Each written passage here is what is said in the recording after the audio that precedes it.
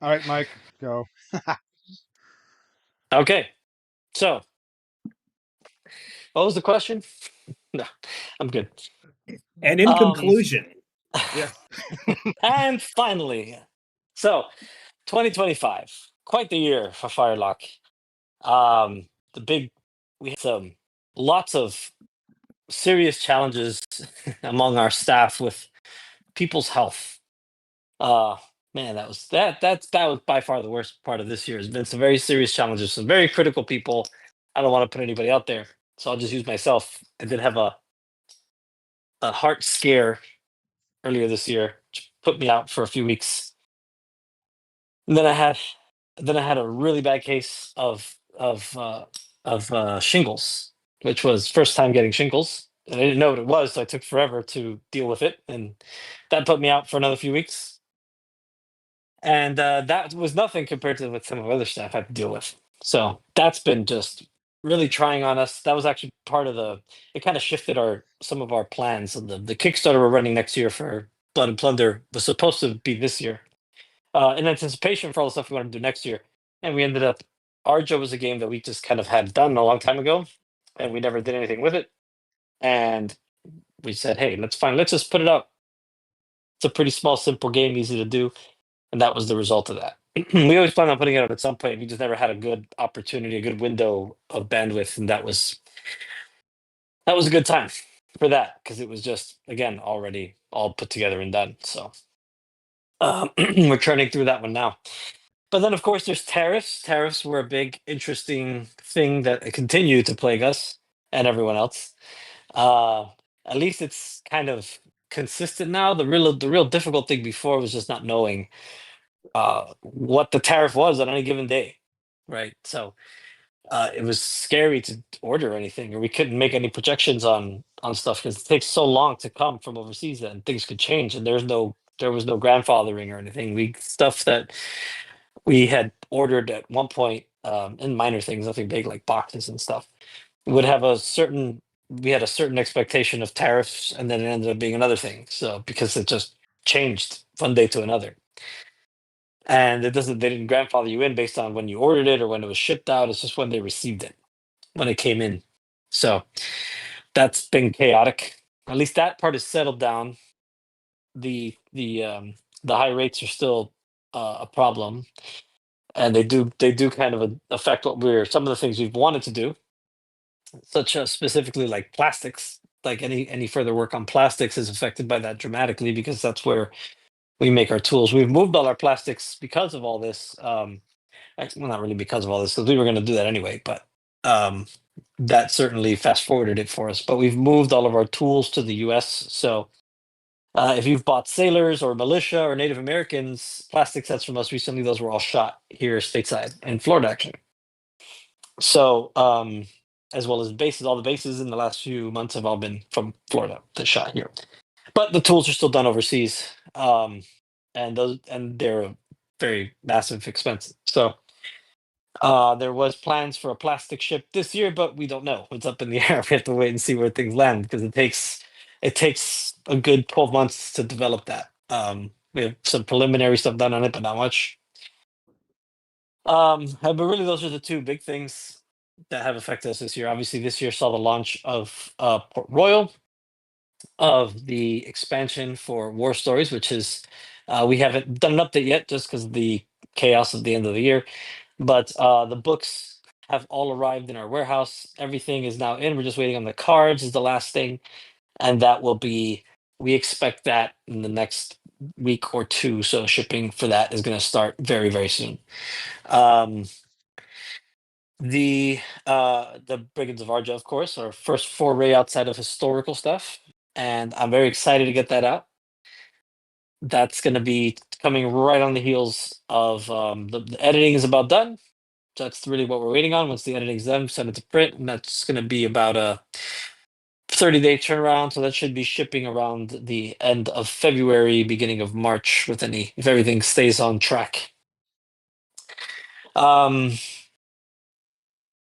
And other than that, this year, as you know, this is the first now. So this year marks 10 years of Blood and Plunder. Really, we started shipping our first orders for our first Kickstarter in December of 2016. So 2016? Yeah, 2016. Pretty sure. But that's that marks our 10-year anniversary. So pretty exciting stuff. So as a result, we've gone back, and as we've previewed a lot, we've spent a lot of time this year working on resculpts. So not really resculpts, additional sculpts, because we didn't want them to be replacements. We want them to be additions to what's coming, and that'll be the main feature of our coming Kickstarter here in a couple months when we launch it.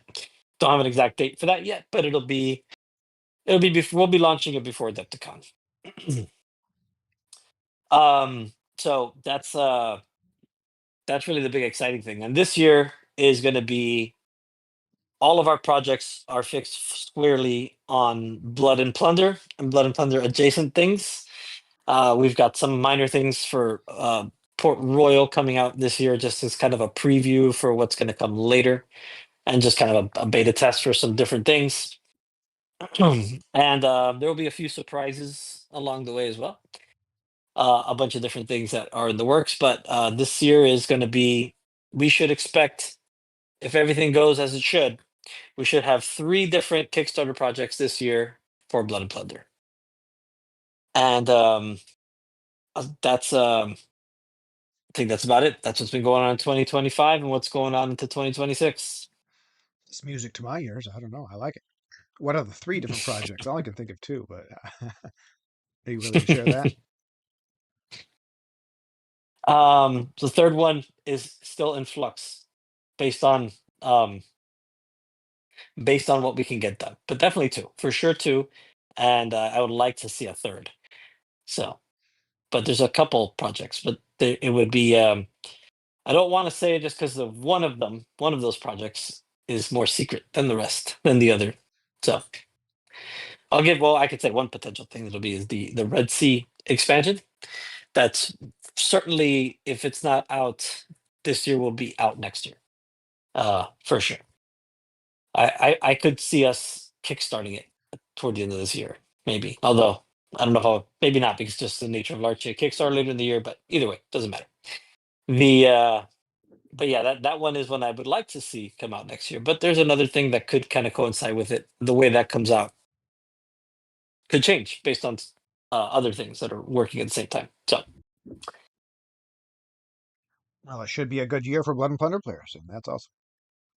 yeah. Oh, and well, there's also, since it's been 10 years since we launched the game, I think most games by now would probably have a second edition out.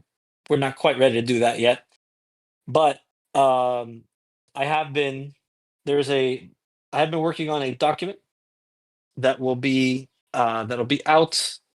I'm not sure when it'll be out, but it'll be within the next couple months. Of just some updates to kind of bring everything in line and into balance. Some of the early factions kind of have fallen behind a little bit compared to some of the newer factions.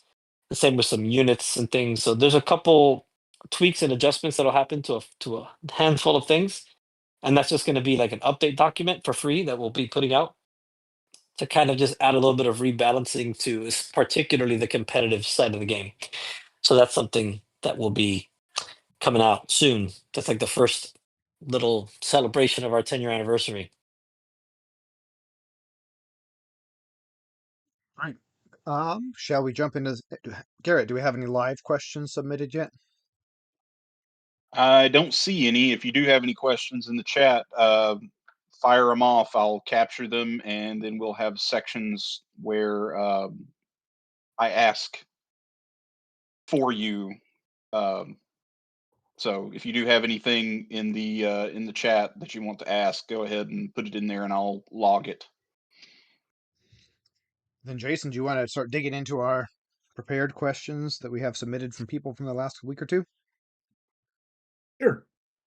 I guess one of the things, we've got the new Corvette ship releasing. There's a consistent question asking what what future ships are planned, or if there's anything new in the pipeline coming soon, or and a secondary question to that is there a alternative to the resin that you guys are exploring that might lower costs or change the production method? Yes. Next question. Could you elaborate? Yeah, so we have you can this year we'll see at least 3 new ships, including the Corvette. I'm gonna leave them as a surprise, but let's just say there will be a bigger one and there will be a smaller one, at least.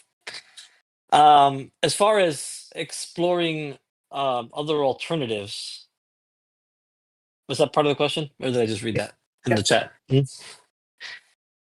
As far as exploring other alternatives, yes, we have. There's a few things that we're looking into. None of it looks terribly promising, unfortunately, right now. But I'm talking to a few different people. One of the things is essentially just 3D printing the ships. There's some larger format industrial type printers that seem like they could perhaps handle the volume that we need and the detail that we need. But the problem with those is space. We don't have a very big facility, and they take up a lot of room. We have for a long time flirted with the idea of cast resin foam ships, but I'm still not big on that one. They come out. They actually have better detail than the resin we use now, but they can be a little fragile. So, and because of the way these things people transport these things, unless I find a good resin that works well for that, which I have not yet, then that would be it's not a viable option right now. I mean, doing all of our ships in hard plastic is never really going to be a realistic solution. But that's where we're standing at the moment. We're continuing to investigate other ideas and try to find. I mean, we've tried more affordable resins, and the quality just isn't there. They tend to be fragile or bend too easily in heat, things like that. So, the resin we use seems to be the best one for what we're doing. There's better resins; they're a lot more expensive. But this one seems to be not the right fit for now. But we're always open. If you know about these things, if you have some ideas, feel free to let us know. We'd be very glad to explore other options. Primarily, we very much dislike having the process of having to sand the ships. It's very messy. Takes up a lot of room because we have a space for it.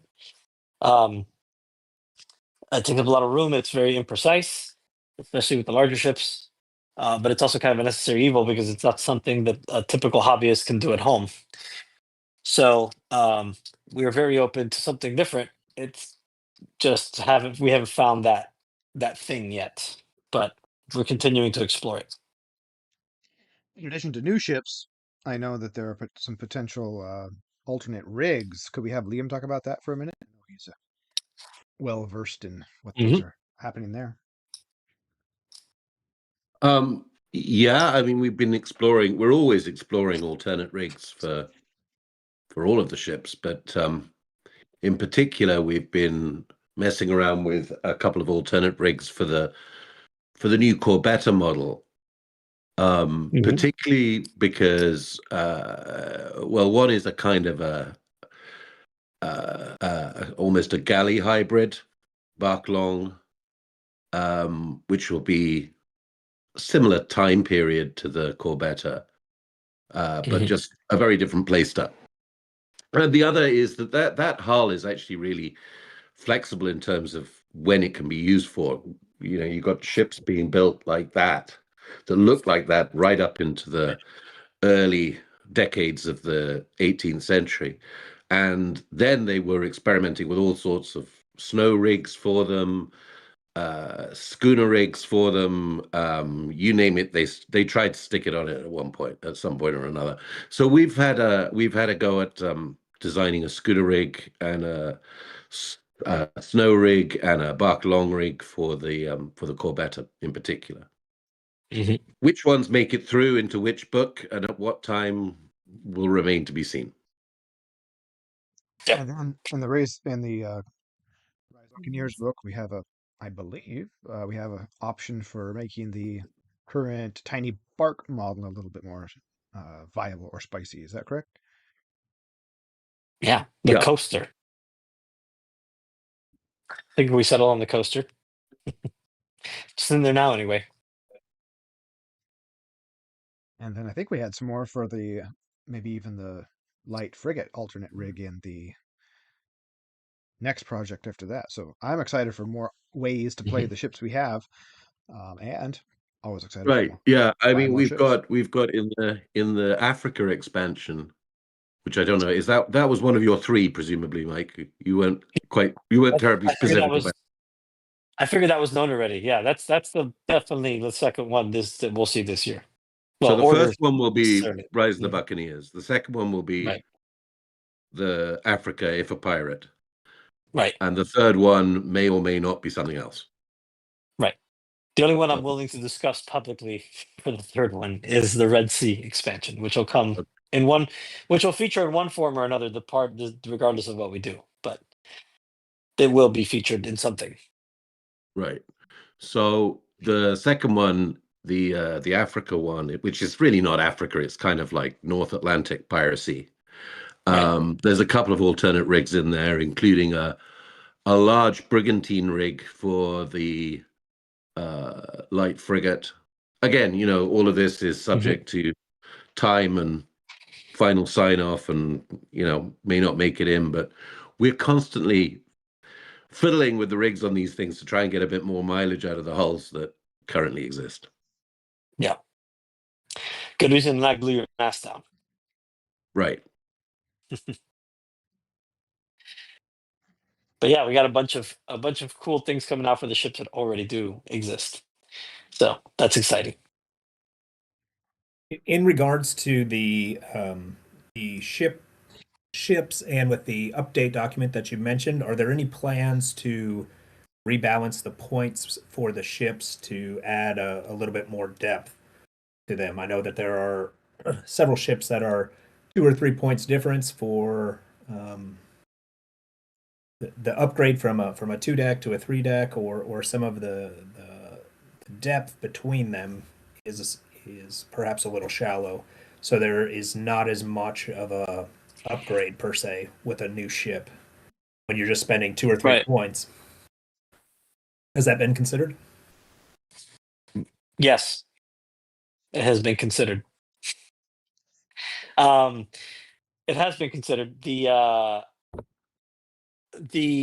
where that lands is, I'm not sure that'll make it in at this point, just because of some of that will require some testing. Some of the other things we're thinking about don't really. It's just things that are obvious, um, obvious things that obviously don't stack up.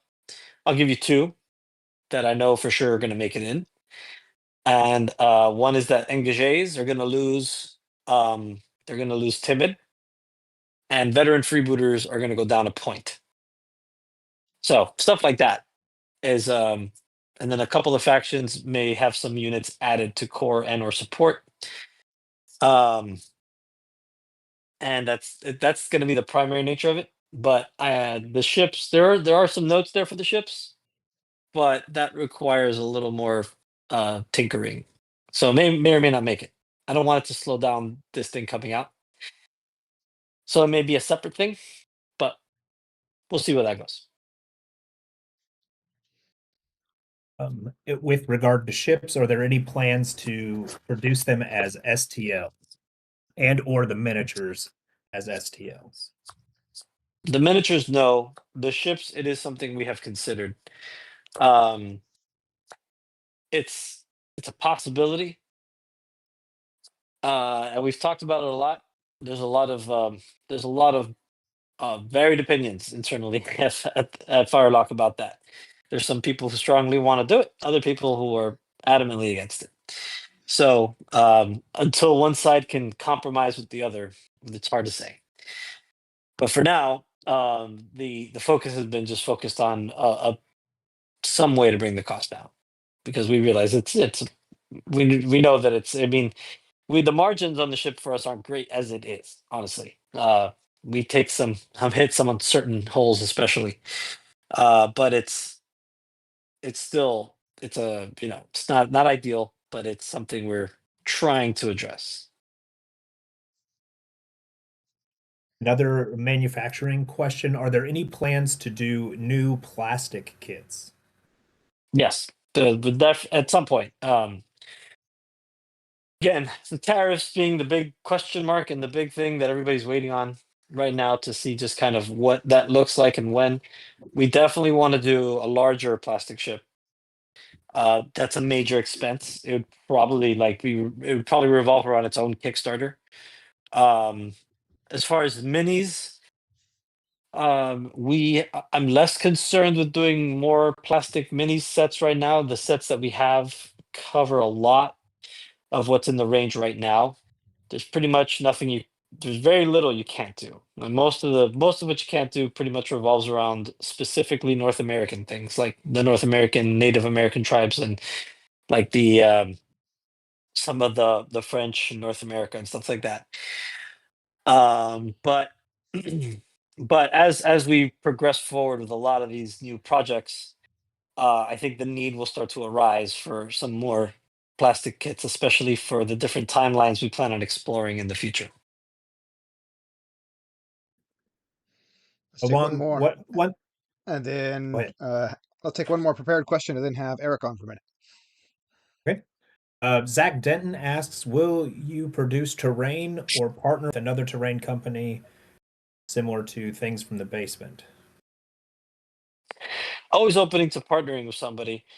So terrain is something that we have talked about selling STL files for. That's something that we've already experimented with a little bit with Port Royal.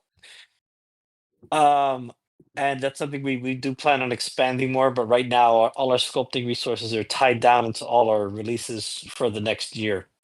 So but it is on our to-do list. As far as physical terrain, right now we don't have much plans. We do want to. We were very happy with the cardstock terrain that we did for Port Royal, and we want to explore something like that for Blood and Plunder, for buildings and things like that, and buildings, fortifications, maybe even a ship potentially. So that's something that that you will probably see from us. But again, that's another place where the tariffs are just wreaking havoc with us, and we don't, until things are kind of more settled down for a long period of time, probably won't pull the trigger on.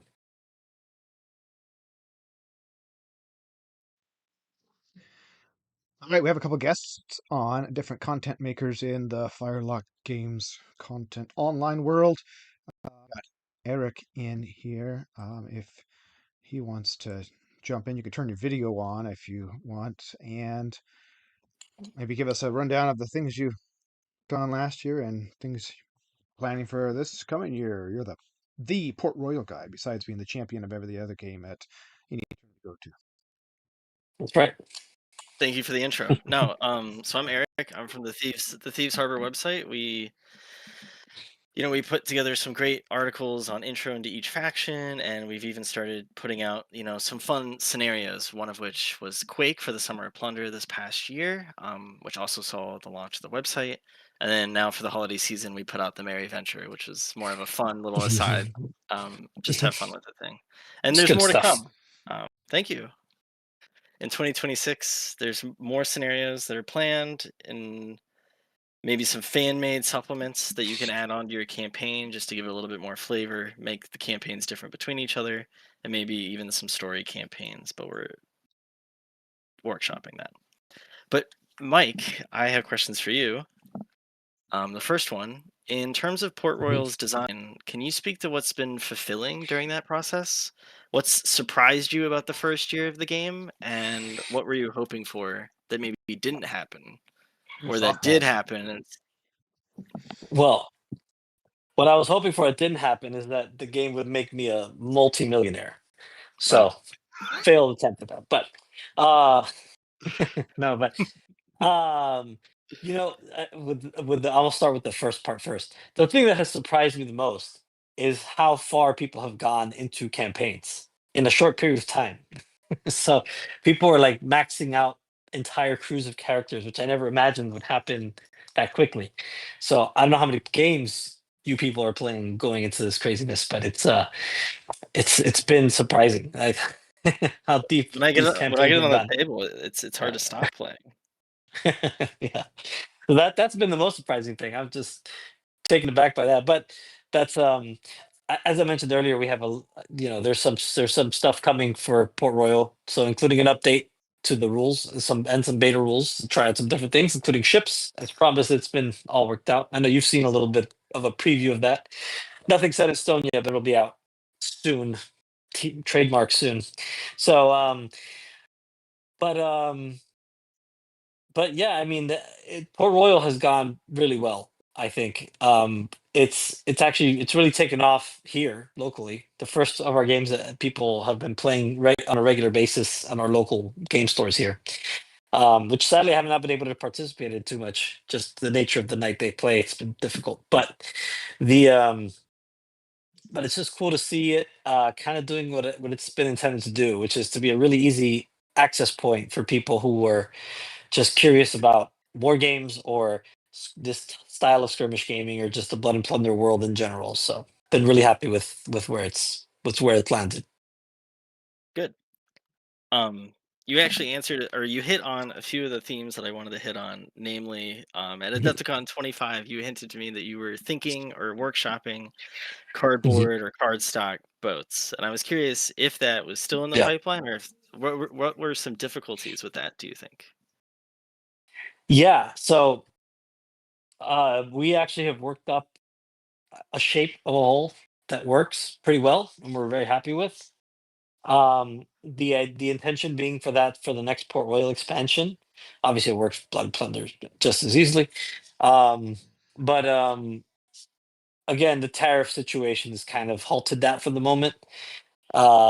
Just because that's been the thing that's kind of stopped that for the moment for now. But it's something that we'll probably see in the future unless we find some really simple, fast way to make more affordable ships. So Nice. So you've teased a few times now smaller mhm, additions to Port Royal, and I think it's a game system that mhm, really lends itself to that. You don't need, nice, very nice books to add a ton of content for it to really add to the game. So, not mhm. holding you to anything, can you tease? Are you thinking new theaters, new scenario sets, maybe some named characters showing up here and there, or Yeah. So um, we have done. There's a lot of development that has been done and is being done uh, on the future of Port Royal. Again, next year our focus will be Blood and Plunder just because of the anniversary, and it's also been it's been a while since we do a big Blood and Plunder project, so we wanted to make sure we pump some good energy into that world. But there's a few things in mind, so it'll be the plan to create our Nassau game has not changed, or expansion rather. That is something that we've got some preliminary work on. The issue we've run into it in development has been scope. How far do we want to go with it? Because we see it's one of those things where you can just keep building on it, and naturally? we got to think about exactly where we want to stop, because we realize that we're creating a sandbox for it kind of, and that could go really far and deep, but we also don't want it to be overwhelming or also take 2 years to develop and take all our time and not be able to do anything else. So we do want to do other things. So another thing that's been on the design board for that for since the beginning is other settings and time periods. um, one is that we wanted to do is something that focuses on North America, especially like things like fur traders and explorers and stuff, all that kind of thing. So we also we've been working on some ideas to move the game into a more like narrative co-op play kind of direction as well. And I then love the other sound of stuff, that. and then at the same time, which another at the same time also a format for pickup competitive style play for the because there has been requests for that. So a lot of people really enjoy the game as a competitive tactical game. Um, Unique to Blood and Plunder, or separate from Blood and Plunder, rather, just a small footprint, kind of fast and dirty style. So that's something else that we've been chewing on and trying to together.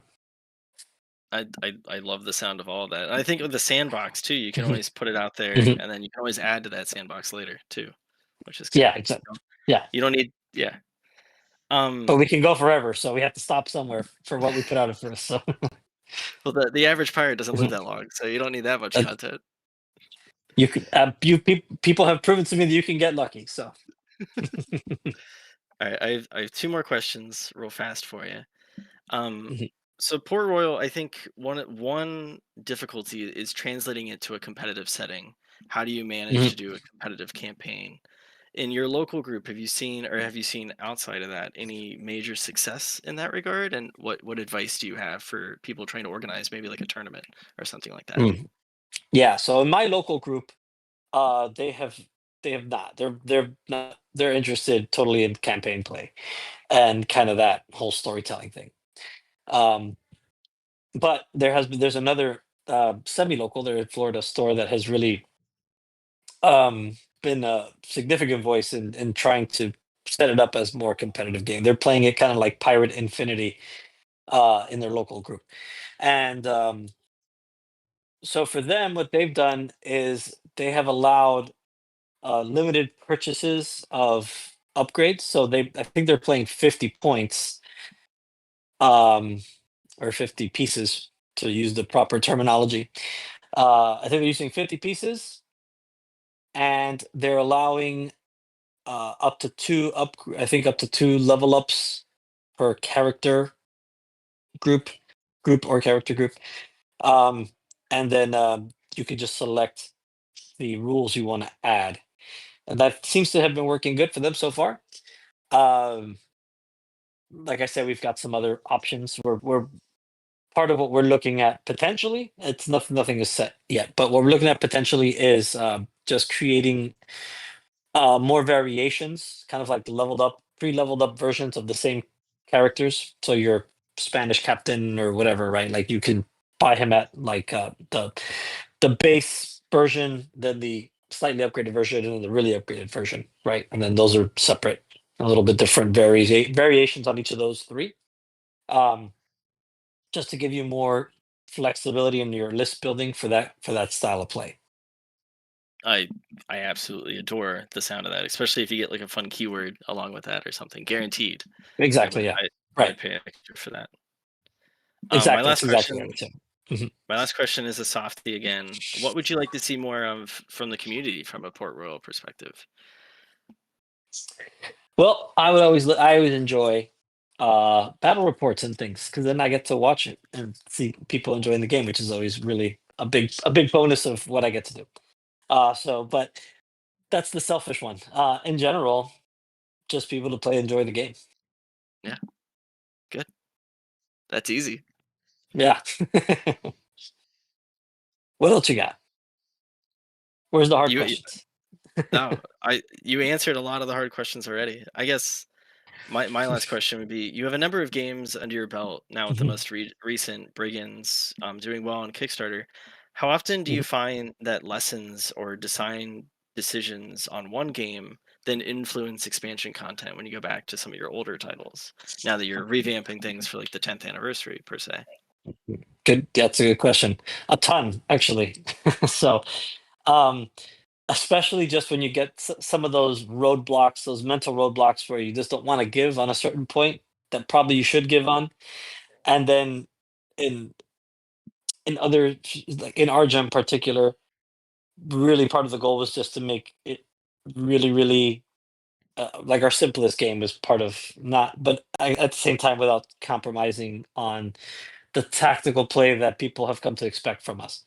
So, so when just certain things are just made sense, just kind of cut them, and then that mindset, just being in that mindset and going back to work on things like the Rise of the Buccaneers, helped me to kind of just make those choices a little easier. Where it's before I'd kind of hem and haw, go back and forth quite a bit, and want to make it like perfect or exactly like it should be or whatever.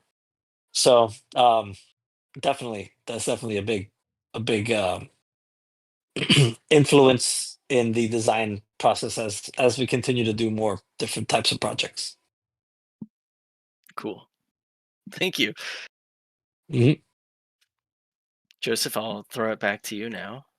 All right, thanks for coming on, Eric. I will thank you, Appreciate it. Eric. I know you're busy today. Mhm. I said we're going to go to live questions next, but I'm changing my mind a little bit and realizing that some of our listeners might not know the scope and content of the main next two Kickstarters that we mentioned earlier, the Wave 2 / Rise of the Mhm. Buccaneers and the If a Pirate I Must Be. So I only got 3 live questions so far. So I thought maybe you and Liam could go through and talk about a little more in depth what those are going to look like for consumers and they can expect. And then maybe if people have questions about that, they can drop them before we jump into some live questions. Sure. Yeah. So, real quick, we'll start. I'll do Rise of the Buccaneers, Liam, and then you can go into If a Pirate. Um, Rise of the Buccaneers is, if you have our Fire on the Frontier book, it's kind of in that vein. It's a smaller book, which will be the kind of the nature of most of our expansions going forward. If a Pirate will be in similar vein as well. But both of these projects they're just continuing to flesh out. Now, if Rise of the Buccaneers is going back to kind of our roots with the initial Kickstarter, which is part of why it's chosen for the first project this year. So it goes back and it goes really along with all the models we're releasing so that we're giving some new options and new life to a lot of the 17th century units and a lot of the nations and all the things happening there. And it's really going to just kind of explore the foundations of, and the whole project is Rise of the Buccaneers Jamaica. So it's kind of following up with Port Royal last year. It's telling the story of Jamaica and how they got there. So we're this is Port Royal, the earthquake there kind of ends the reign of terror from Jamaica mostly, and this book is telling where it starts. So we go into the guerrilla war there. So the guerrilla war between the Spanish, the Maroons, and the English on the island, and that's kind of the backdrop. Then from there, the buccaneering, or not really buccaneering, the semi-buccaneering expeditions of English Christopher Navy Buccaneer. Mings, right, in naval buccaneers. Um, and then it also gives us an opportunity to touch on a lot of the buccaneers, very famous buccaneers like Rock Brasiliano, um, and well, no, to make sure to include anybody that didn't make the cut. Rock Brasiliano, uh, Yells de la Portuguese. Cat, Bartholomew Portuguese, yeah, those guys. So those guys are all featured in there. So they'll get some filler lists, some more Dutch theme lists, which will actually be in the unaligned section. To focus on those buccaneering exploits, since the Dutch were not handing out commissions against the Spanish because they wanted to play nice, because they were they wanted to smuggle. That was their focus. Anyway, the it's gonna have some new units, some new unit options, some new faction options. Um, some of the big ones are the Cameroons for the unaligned. So you're gonna have a whole set of models and factions and units for the early Maroons on the Spanish on Jamaica. So they're really interesting. They've got a little Spanish flavor. They've also got some. They're not quite. It's still a lot of bows and arrows and melee weapons and things. They haven't quite developed into the later Maroons that we see not long after that. So they're a really interesting faction. Then we've got of course, we got Mings as a main character. We feature Henry Morgan. So this is Henry Morgan before he's big time. So Henry Morgan is a lowly like sub commander. So you can take young Henry Morgan as a character to with some of your other forces along Mings or Mansfield or people like that. And then so aside from that, we've also got a lot of historical scenarios. There's also a mini campaign where you can lead a group of Buccaneers. It's geared towards solo play, but you can play it if you have a Spanish player who enjoys being punished. They can try to slow the Buccaneers down. But so that's kind of the gist of that project. The Corvette will be featured in that book, as well as a coaster, which is an alternate rig for the bark, and it's an alternate rig for the bark long as well in there. Did I pretty much cover the gist of it there, Joseph? Yeah, I think so. A lot of historical scenarios layered in there as well, which Mhm. some people enjoy. And then that book Yeah. is all coupled with the massive Wave 2 set of miniatures that you already mentioned. And I see a live question here that might be relevant. Are we seeing some new Mhm. for some of the units like the engagés who haven't actually had a sculpt in the past? Know you have thinking about that. Are you going to layer that into this Wave 2, or is that kind of a separate deal? Um, yes. Whether or not they'll be in the Kickstarter is another question, but we are actively sculpting engagés right now. So that's something that will be out this year at some point.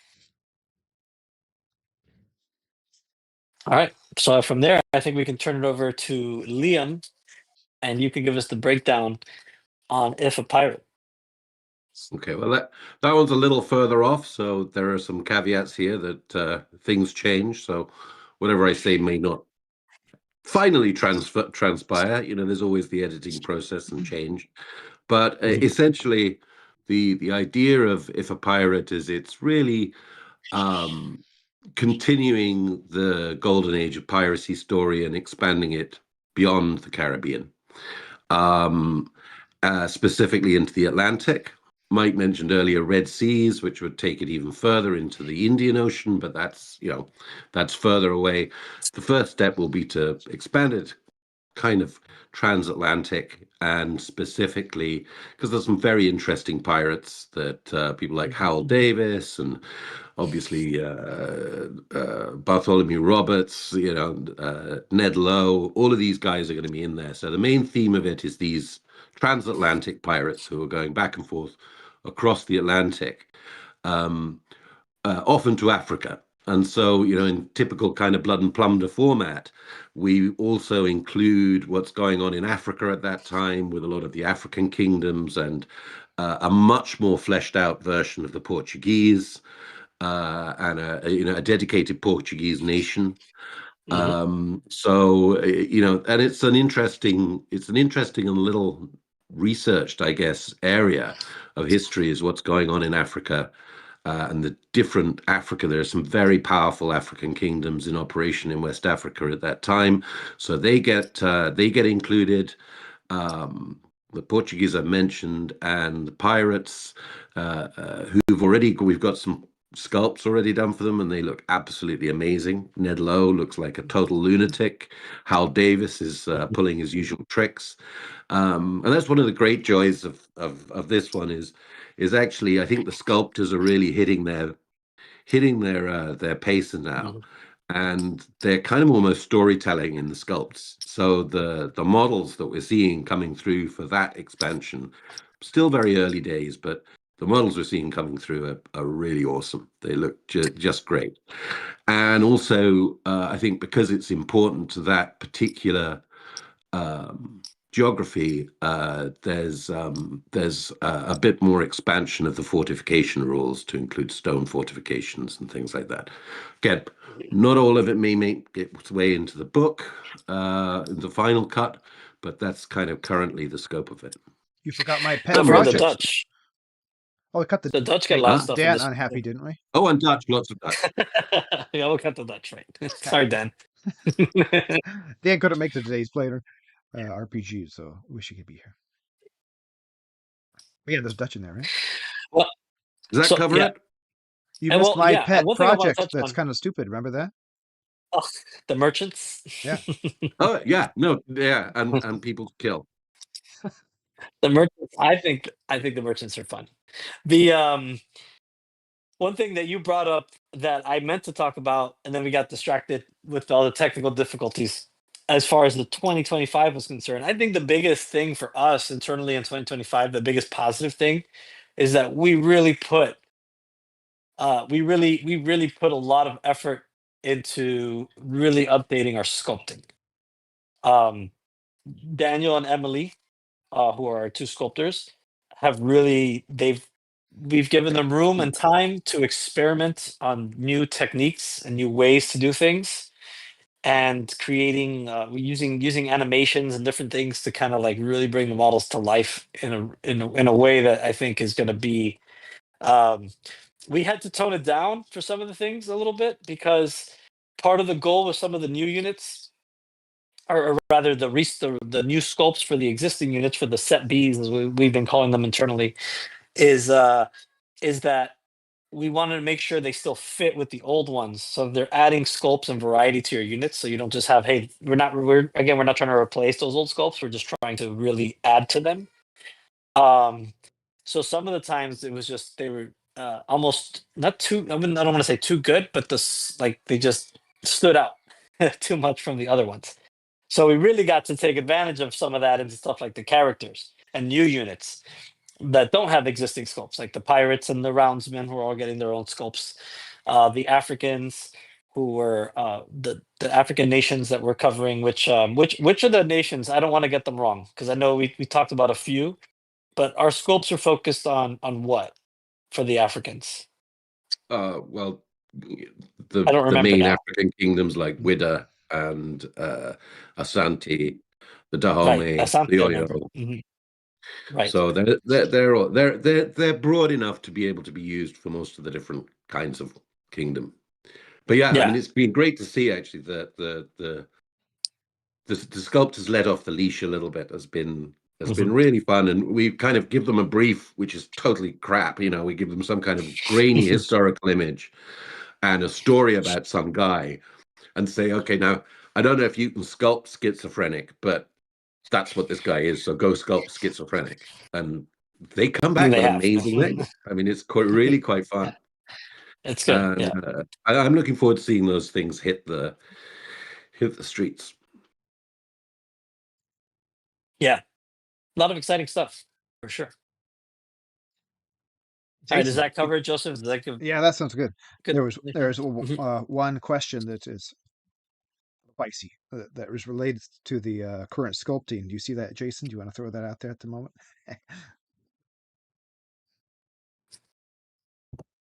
Sure, make me do it. In keeping with anonymity, they listed themselves as cartoon pirate. I love the new commanders, but the new models have some weird poses. Going forward, could other sculpts be kept a little more static? So we've purposefully tried to keep them a little more dynamic. Now that said, we've had to rein some stuff in that was probably a little too much. So like there's no more one-legged poses that you have to worry about balancing. Stuff like that. But the general nature of the way we try to do things is we want the models to look alive and be in action. I think the typical historical way to do models is a little more static, and there are some static options in there, and certainly the plastics lend themselves to a lot more static poses if you decide to build them that way. So I think the options are there, but I'm personally, with the new sculpts that we're doing, I'm very happy with the balance I think that is being struck. I really appreciate a lot of the three-dimensional poses that just the new manufacturing method makes Mhm, possible. These new Maroons, we'll be mhm. previewing them article on Blood and Pigment soon, but some of them are just really awesome. How much space they take. Kind of hard to store in your mini cases, but overall they look really active and I like them. But some are Mhm. pretty spicy. I think it's great to have variety because if you get into the larger ships having the same four guys four times, it starts to look a little redundant.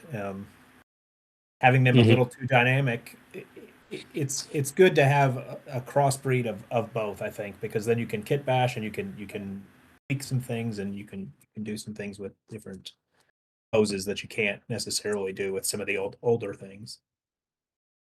Yeah. With regard to the Jamaican expansion, we have a question related to a possibility of a map being included in the Kickstarter, and whether or not that the Jamaica set will include a campaign system or campaign mechanics. A map, as far as like, I mean, we typically will throw a map into the book, but we haven't crossed that bridge yet. We don't have any plans for any kind of map or mat or anything. I'm not sure the nature of the question, but some of those little sounded like a map of the island to help them if they were going to do campaign play, to kind of keep track of where forces are, where conflicts are happening, just for a narrative aspect. Kind of like the map that we had in Fire on the Frontier, something like that. Yeah. So we will have. There will be a map for. I mean, we'll probably have that. That's kind of Lily. Typically, our graphic artist typically cooks up those things, and she likes doing maps. So there's a good chance you'll see a map of Jamaica. But we will definitely have a map of the campaign that's in the book. Is not really a campaign system, although it's kind of a preview at some stuff we're going to do more of in the future. But it's more of a. I mean, it runs off a campaign system, but it's a very simplified one. But it's really more of just like a series of linked scenarios where you're running the same force through them, and trying to just make it out with enough people alive And enough plunder. and seeing how rich you can get. Right. I've played through it. It's fun. It's cool. You can kind of. I played through it in a week. Pretty easy to do that. But it is a narrative campaign, so it does take you through a specific campaign, which is the sacking of Granada and the whole debacle that went along with that. So it's 6 scenarios, but could potentially be down to what, 4 if you do really well. But it's more of a narrative, historical campaign rather than a free form, do whatever you want, sandbox campaign. Yes. Now, a campaign system for Blood and Plunder, aside from the one that's present, there is one in No Peace Beyond the Line, written by Nate Settle, that works really well. But another thing in the background is something much more in depth that we've been considering.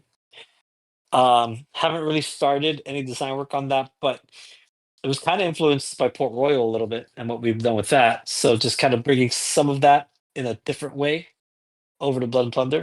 So that's something you can see in the future.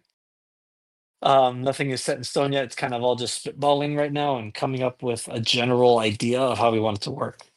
But it would be kind of in the vein of this, just a little more broad and open. This being the Granada campaign in the Jamaica book. Back to the map. I found an excellent period map that I sent to Lily a couple weeks ago. So it'll certainly be in there then. I'm confident there'll be an excellent period map to work with from there. Yeah. All right. We have some live questions now, and we got Tyler Stone waiting in the wings here to jump in a few minutes. But Garrett, do you want to throw some of the questions that have been submitted via the chat to Mike real quick to some rapid fire? Yeah, I can do that. Okay, so we've got. I'm going to try to say some of these names, but Brian Dill Media, Brian Ol Media. Anyway, with a rebalance in the works, will the original Corvette kit still be viable? Yeah. I should note that this is not like a real heavy rebalance. This is because I think generally the game is very balanced. I think there's just a couple outliers, a few little things here and there, and there's a place where I think we were more strict than we needed to be on some of the faction options. And the idea here is really more just giving you more stuff to be able to play with. It's as more as that's really more what the aim is here. Like there's a lot of factions that have one core unit, right? Two core units, things like that. We want to just throw in a few extra options. Get some of the things like all of the able seamen, the Skynos, units like that would be present in the earlier periods. They're not currently. We kind of never. I always wanted to. It was always my intention to include them in some of the earlier factions, but we never really found an easy way to deliver that information. So this is going to be it. So a lot of those things are going to be put in there, so that you know. So the 17th century Spanish Navy, for example, could have Vizcaínos as I don't remember if that's a port or core or not, but regardless, things like that. So it's not super. It's not going to be very heavy handed. It's just kind of some things just make more stuff viable, and you'll be wanting to play with it and use it. Okay. I've got another question from Jaden King. Should he stop working on his Ketch kit bash? Maybe I would. It's certainly that's certainly something that is missing from our line currently, and there are a few mystery ships coming this year. So it's probably it wouldn't hurt. Wouldn't hurt. It's coming eventually. Maybe not this year. Maybe not next year. But one day. Maybe Tell someday. Jaden he needs to start his painting a second Blood and Plunder miniature, and he'll keep him busy for the year. Low blow. I know. Sorry, Jaden. No, you had a whole unit painted. Okay. Quickly on to the next one. Defective Dice. Still hoping for a Haitian Revolution? Eventually. I'm Yeah, guessing that's a long ways eventually, off. But yeah, yeah. that's yeah. Moving on, Weasel War Games. Holiday and themed content is always fun, but much like the Dutchman for Oak and Iron, are you interested in doing more of that for your other games? Yes. And really, again, those a lot of the personal struggles of our staff this year prevented us from doing a lot of stuff like that. We just had to kind of stay focused on what we were doing. Didn't have a lot of extra bandwidth. But yes, you'll see more of that in the future, certainly.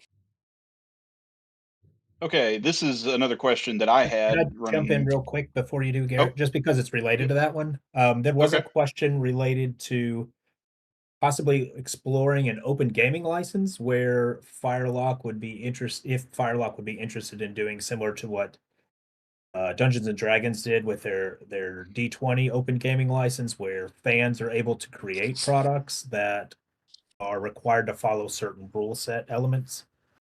I don't know if that kind of fits that genre of the holiday elements, or these one-off scenario packs, or potentially a campaign book. If fans were to generate those, would those be something that could be picked up or supported in a marketplace by Firehawk? Yes, we would probably want to have some oversight of it, right? Because particularly for Blood and Plunder, there's just so much bad history out there that people just take as real history because it's presented as such by Mhm. semi-credible sources, um, that turn out to not be the case. Um, so in that instance, yeah, I mean, we would want to do that. We've actually discussed things like quarterlies that just provide you with scenarios and historical background and stuff like that, almost in a magazine kind of sense, through our Substack or something like that. We just not have not had the bandwidth to pull the trigger on something like that yet, but it's something that we're certainly interested in. And I would love to do if we can find a way to do so without it like eating up all our time. But Garrett, Okay, so this is a question I had as well. this is from Defective Dice. What cons will Firelock be attending this coming year or this year? Yeah, so this year we'll definitely be at Adepticon. We will be at Recon and Huracan in Orlando. And so we're partnering with Griffin's Lair to run they're going to run a lot of our conventions for us this year. And we will be, so they're just running our booth, I should say. They're running our booth for us, which frees us up to do a lot.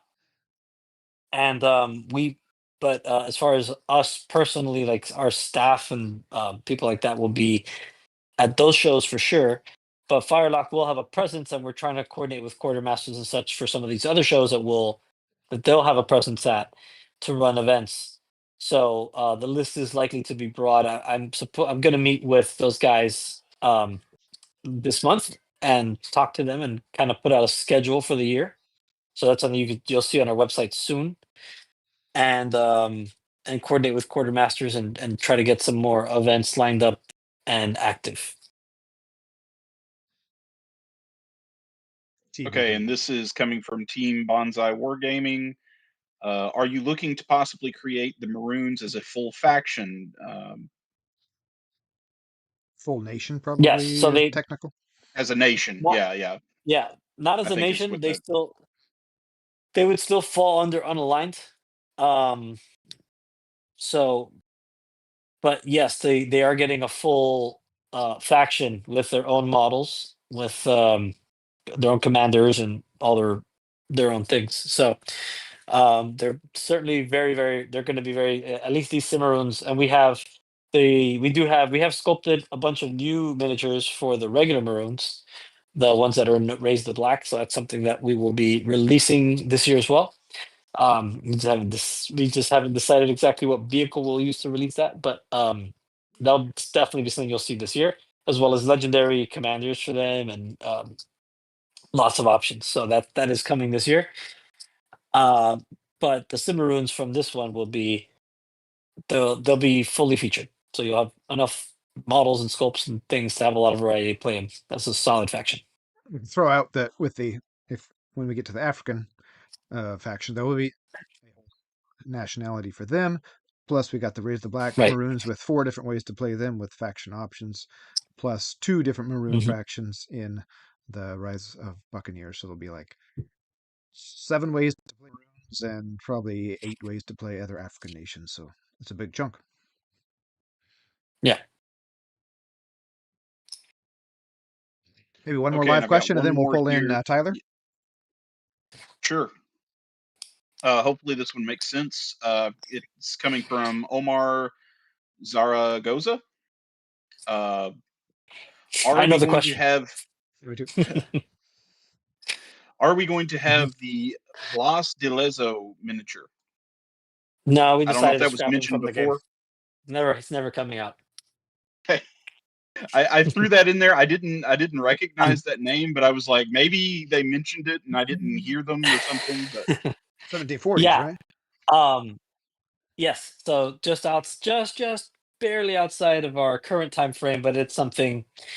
So something I will add that I probably should have added in the earlier thing is that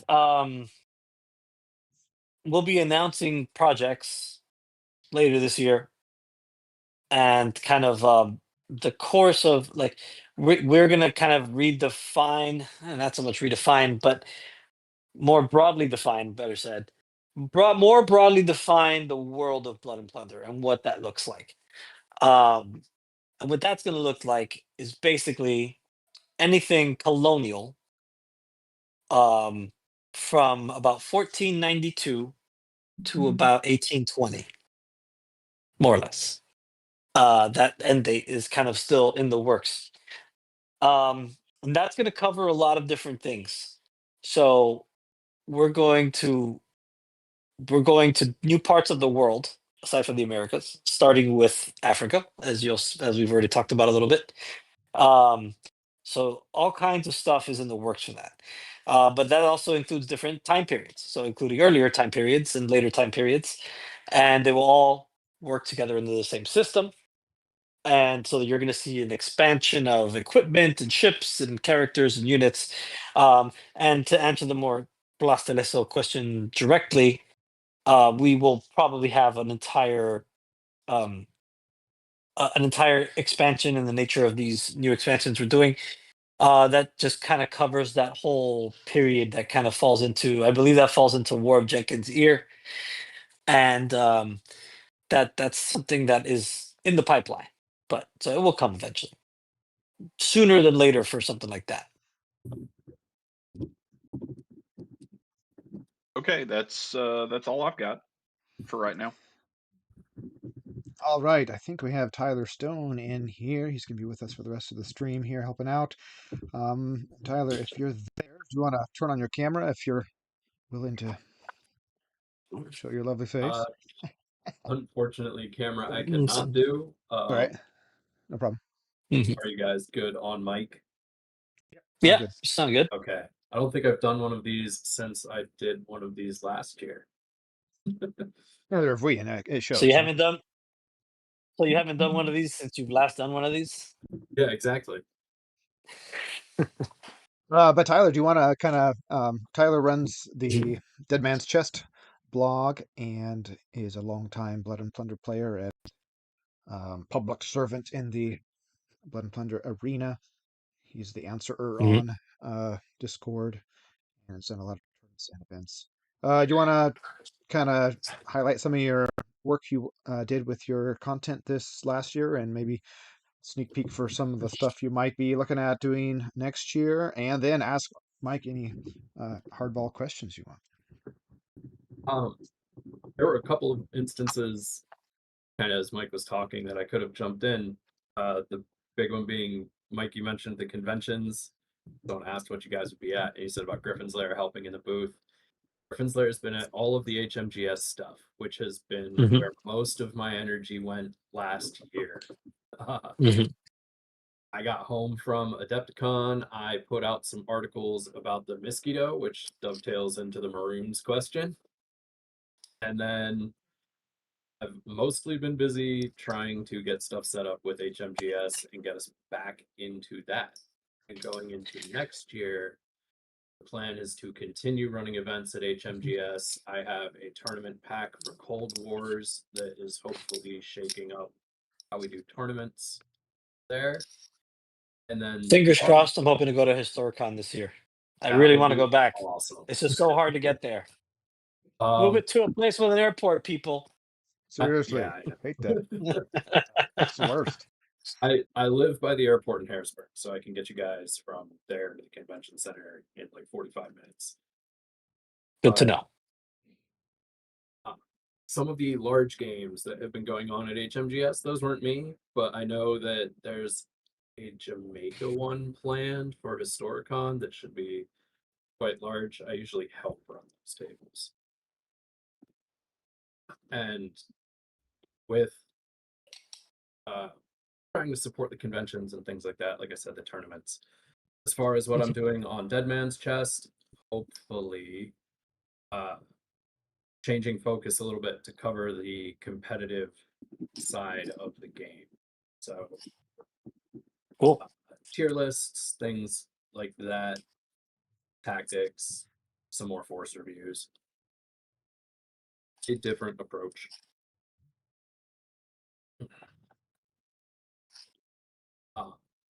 And I would and will still be covering all of the Blood and Crowns and Blood and Valor stuff.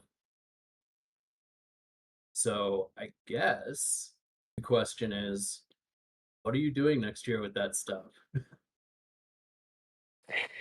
So that stuff, I know.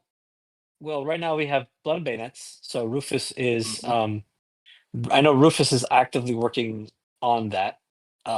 He's been very excited to work on it. So I know he's wants to add a bunch of stuff. He wants to add. I don't know if that stuff is kind of when it's ready. Since that's like community work mostly. It's we don't really have any solid timelines. It's like when stuff is done and the writers turn it in, we'll put it out. That's basically how it goes. We have for Blood and Steel, for the players who like Blood and Steel. We have a campaign system that Edgar has turned into us, and that we've just been delaying on putting out just because we're busy. but it's going to be out soon. I know it's on Lily's. It's very high on Lily's to-do list at this point because he's turned it into us a couple months ago. So it'll definitely be out in the first quarter of this year, no question. Are they still working on the Franco-Prussian stuff for Steel? Yes. With the war for German unification. Yes. Yeah. That's that. I believe that's. I believe that will be. He may have even turned in. It's all running together for me. But he may even have turned in something for that. And I could be mistaken. But I know that I was dealing. He sent me stuff while I was in the middle of that shingles craziness, and it kind of. I sent it to Lily, and I was like, "We have to do something with this soon." Lily was dealing with her own things, but it'll be out. It's that game has some content coming. We have the campaign system. I know the fact if they haven't turned in a manuscript to me already, then I know that they have a lot of work done. But yeah, Edgar has been busy, so we'll have expansions for that for sure. I know Erich has been working on an expansion for Blood and Crowns. I know there was some significant work done, and I don't know if that'll be done this year or not, but I there's a good chance I think it will be. So, It's up but into War of the Roses, right? correct, yeah. I messed with some of the artillery rules for that at the game at Adepticon. Yes. When I did Talbot's last stand. Yeah, that's a big change. I think is mostly that just gunpowder is added to the game. There's some other things obviously, but yeah, so I know that's a big one. But yeah, all the Blood and Games, they've got stuff being cooked up. So yeah, you can. It's just that's a matter of when it just gets turned in. We'll turn it. We'll try to turn it out as soon as we have the bandwidth to do so. So that's basically how that's going. But yeah, you can expect more from that. As long as the authors keep submitting stuff, we'll keep putting it out. Awesome. So it is the usual. It is the soon timeline. Correct. So, and this is a soon that's mostly out of my hands. So right. That'd be better. it might be better. Yeah.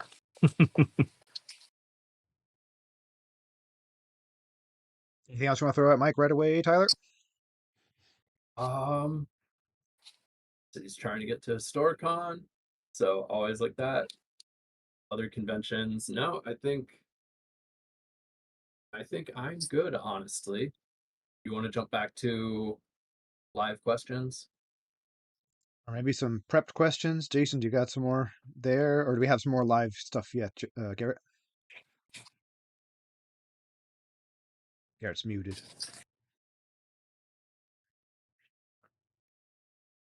All right, back to Jason. Since we're talking about cons, we've got several different questions related to competitive play and or tournaments. One of them being, are there any plans to generate tournament-specific scenarios rather than just the ones that are in the standard books? Yes. So something that we have, so we have an official tournament guide right now that I don't think gets used very much. But we have talked about revisiting that with a potentially with a perhaps a yearly update with different scenarios to go with it. Each time, maybe slight updates as necessary. But kind of an updated scoring system and whatnot. As we had a few ties, which was part of the intention is to avoid those things, but that Tyler was a painful not really been working participant the in way it's those supposed to. ties. Yes, yeah, he was. So, so we have talked about that. Did not worked on it yet. But that is something we want to do and probably will do eventually. But yeah, that is something that I think we will see at some point. Along the lines of some of the unit updates, there have been some questions related to strike point mechanics and the differentials. There's been an increase. This last year, we raised the tournaments to 250 points at sea rather than 200, which led to multi-ship lists. And some of the strike point systems, or the strike point systems as a whole, focus primarily on just hitting the flagship rather than multi-ship situations. And they are also very focused on just that single ship loss as a whole, regardless of size, points, or deck size, rather. So you could take out a 2-deck bark, and it has the same value strike point wise as a 4-deck galleon. Has there been any thought process into potentially using the size of the ship as a mechanic and or some balancing for multi-ship forces? Yeah, and that's part of the same document that we were talking about before. So basically, kind of an updated tournament style scoring system for those types of things. Particularly like how to define a flagship in a competitive setting, and how you do the scoring when there's multiple ships. So, for example, like even a fleet of canoes, if you're playing Native Americans at sea or something, right, doesn't necessarily need a flagship, right? They kind of collectively act as a single ship. So we've thought about it. We've discussed it and spitballed it a little bit, but we don't. I don't have an answer for you right now. But that is something that we are looking at, and we will have something for eventually, sooner than later. Tyler, were you going to say something? I'm sorry, I cut you off there. Sorry. No, Tyler. go ahead. It's fine. Go ahead, Tyler. I We didn't have hear you. moved on. You guys bullied him out back to muting his mic. Jump in if you would, Tyler. How about more questions prepared? If you got them, Jason, then we got a Josh waiting in the wings too. So there's several things. I brought up tournament scenarios, but there are multiple questions related to scenario generation as a whole. Things looking. There's a request. Can we please see a new set of? Oh, sorry, that's the tournament one. A book of purely scenarios rather than new factions or content. Looking for more options to use the toys I have rather than new toys. Which, as a miniatures company, it's about the miniatures. But are there plans to do scenarios, or perhaps a campaign book that is less faction driven and more of an open-ended campaign system, so that any player from any nation could play an ongoing campaign that is I know no peace exists, and it's a little open-ended, and there's not really a choose your own adventure type element or a progression, so to speak, in the same way. And then on the flip side, there's the Buccaneers expansion, and it sounds like some of the Jamaica side is very narrative driven and very recreating specific battles. Is there a hybrid in that is considered or of interest? Well, yeah, in all the scenarios, there's always the option to use whatever force you want. Like we give you the historical setting and theme, but there's nothing stopping you. Every scenario has basically play this many points against this many points, and you can play it either way. So, but as far as more open-ended scenarios, yeah, that's kind of falls into the whole tournament side of things, right? So just kind of a document that we would update periodically, at least yearly, with a new set of scenarios in it.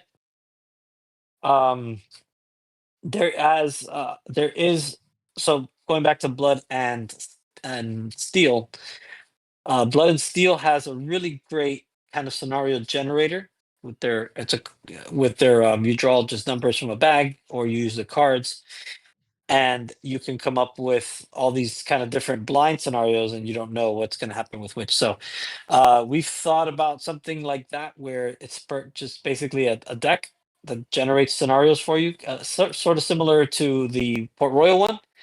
A little more and yeah, like Oak and Iron as well. Something along those lines, but we have not done anything with it yet. Again, there's a lot of things we want to do, and only so much time to do them. Kind of needs to the inspiration needs to get sparked, or somebody has to submit something to get the ball rolling on it. But that said, all of the books going forward are like this book is pretty much half factions and units, and really, for the most part, it's not a lot of new units. It's a lot of new ways to play the models you already have. And in this case, with hopefully with all the new sculpts we'll be putting out of the models that you already have. But all the scenarios that we put out, like Fire in the Frontier, for example, has a ton of historical scenarios as well. And there's nothing to stop you from using your own forces to play those. And this book will be the same. So there's a lot of, and if a pirate will have a lot of scenarios as well and things like that. So there's a lot of options for these things. So you'll have a lot of new scenarios to play with new toys and old. With the scenario aspect or the campaign aspect, has there been any consideration of doing a Jamaican flavored expansion for Port Royal? I mean, Port Royal is pretty Jamaican flavored already. Well, I mean, I'm sorry, the new product, not centered around the earthquake, but about the conflicts that are in the upcoming expansion for Port Royal. I mean, for Blood. Yes and no. Not tied in together. So that was sort of a temptation for me, but I don't think it's something that I've personally enjoyed in other projects and other products. I would say that I've messed with. So I fought the temptation to do that. Like I think we'll do some things to revisit it. Like one of the things that I've started writing, for example, very much in the vein of some of the campaigns that are featured in this expansion, is a solo, like a mini solo campaign that's narrative driven, where you're a Buccaneer crew. You've gone and raided a town, and then going to load your ships. You're ambushed. Your ships are taken, and you have a small party that survives. Now you've got to find your way back to Jamaica, and that's the scenario, and that's the campaign, and it takes you through that kind of story. That's not, again, that's just kind of it exists currently as kind of a series of bullet points, notes, and ideas on how it works. But those are the types of things that I think we'll do with Port Royal going forward. Do you see that as a choose your own adventure thing, or is that more Yes. of a you just play through, here's a series of 12? It's a choose your own adventure kind of thing, yeah. So based on what route you choose to take, and the results of that will dictate what the next step is. Gotcha. Let's see here. And I should add as well, while spitballing those ideas, I realized that sort of thing could work with Blood and Plunder as well, and it kind of does. So that's the Granada campaign that Joseph has written for this book does sort of work that way. It is somewhat linear, but there are places where you can make choices and where things will, the results may vary. So it doesn't go really heavy in that direction, but it has hints of that. This may have been asked already, but I know there's always been talk about interplay, particularly between Port Royal into Blood and Plunder, sometimes Blood and Plunder or Port Royal into Oak and Iron. Right. I missed about the first half of the stream, so if someone already asked. No, that's actually the next question. Good choice. There you go. Well done. Telekinetic or whatever it is. So you're just like cross play between them as far as like integrating them. The campaigns would work, and I've seen that before as well. That you can almost play the Port Royal campaign with Blood and Plunder. It doesn't take a lot to convert it over. Yeah. Yes, and I've thought about that quite a bit. I don't. The issue I see is, again, in other games that I've played, where I've seen attempts at that kind of thing made, it just doesn't end up being very practical in the end. it doesn't take a lot of work to put them together in certain aspects. And I still have the working document for Oak and Iron to play that kind of integrated with Blood and Plunder, but it just feels like a lot of extra steps to just do what you could already do in Blood and Plunder with the smaller ships. So it's been hard to kind of finish it because it just doesn't seem like it's really worth the effort almost. With the limited exception of somebody with very, very limited table space where you can't Right. muster up anything more than like a 3x3. And even then, it's just a lot of extra steps to kind of do what you're already doing in Blood and Plunder, or just playing Oak and Iron and getting a little bit from each. So it didn't quite pan out like I thought it would. Port Royal's a little easier. Port Royal does it because Port Royal, the whole idea with Port Royal was to use everything that exists in Blood and Plunder and just translate it, or as far as units go anyway, translate it to a completely different system to focus on more man-to-man action. So that's so you could take any unit in Blood and Plunder and play it in Port Royal with with no effort at all, really. It just in fact the back of the Port Royal book explains how to do it. Mhm. So which is a something that was considered as far as competitive play for options for Port Royal, by the way, is that it's just using kind of what's in Blood and Plunder as options. And it probably will be something you can do, and we will have lists just kind of more general, but it's another story. But does that answer the question? I don't know. Yeah, I think so. Along the lines of the Port Royal and Blood and Mhm. Plunder overlap, do you want to take a peek behind the curtain at all on how ships and some of that mechanical elements are going to appear in Port Royal in the current draft, or that still keep that under your beard? Yeah, I'm still not sold. I haven't sold myself on it yet. So I keep wondering. I kind of keep going back and forth. So what I've shared with some of you guys is one of two things that I came up with basically. And at one point I was like, no, I'm just going to go with this, and I'm just going to put it out. But I stopped myself because I don't want to rush it. So there's another version that's much more simplified, and I haven't. So this version that you guys have is basically kind of like micro Blood and Plunder at sea, sort of. It's a little more in depth on certain aspects and a little looser on others. And the other version, and this is Eric Goebel's fault, by the way, that he got me in design, because the other version that I had kind of worked up was just kind of a more arcadey, if you will, simplified way to play with ships. Um, and I just can't choose between the two. so, um, so that's I don't know. That's for the moment, I will leave that behind the curtain.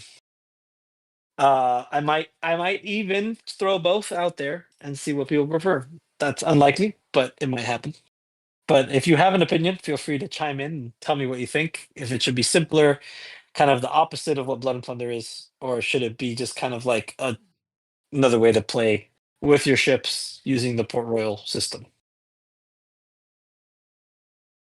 Speaking of Related behind the to curtain, other games and hey, can we take a quick break and let Josh jump in, Jason? sure. Josh Shivak is here with us. He's been helping a lot with the Oak and Iron stuff and putting out some battle reports and stuff on his YouTube channel, I think. So wanted to pull him in to ask all the hard Oak and Iron questions. Jason should do that too, really. But Mhm. welcome, Well, Josh. Happy New Year, everybody. Happy New Year.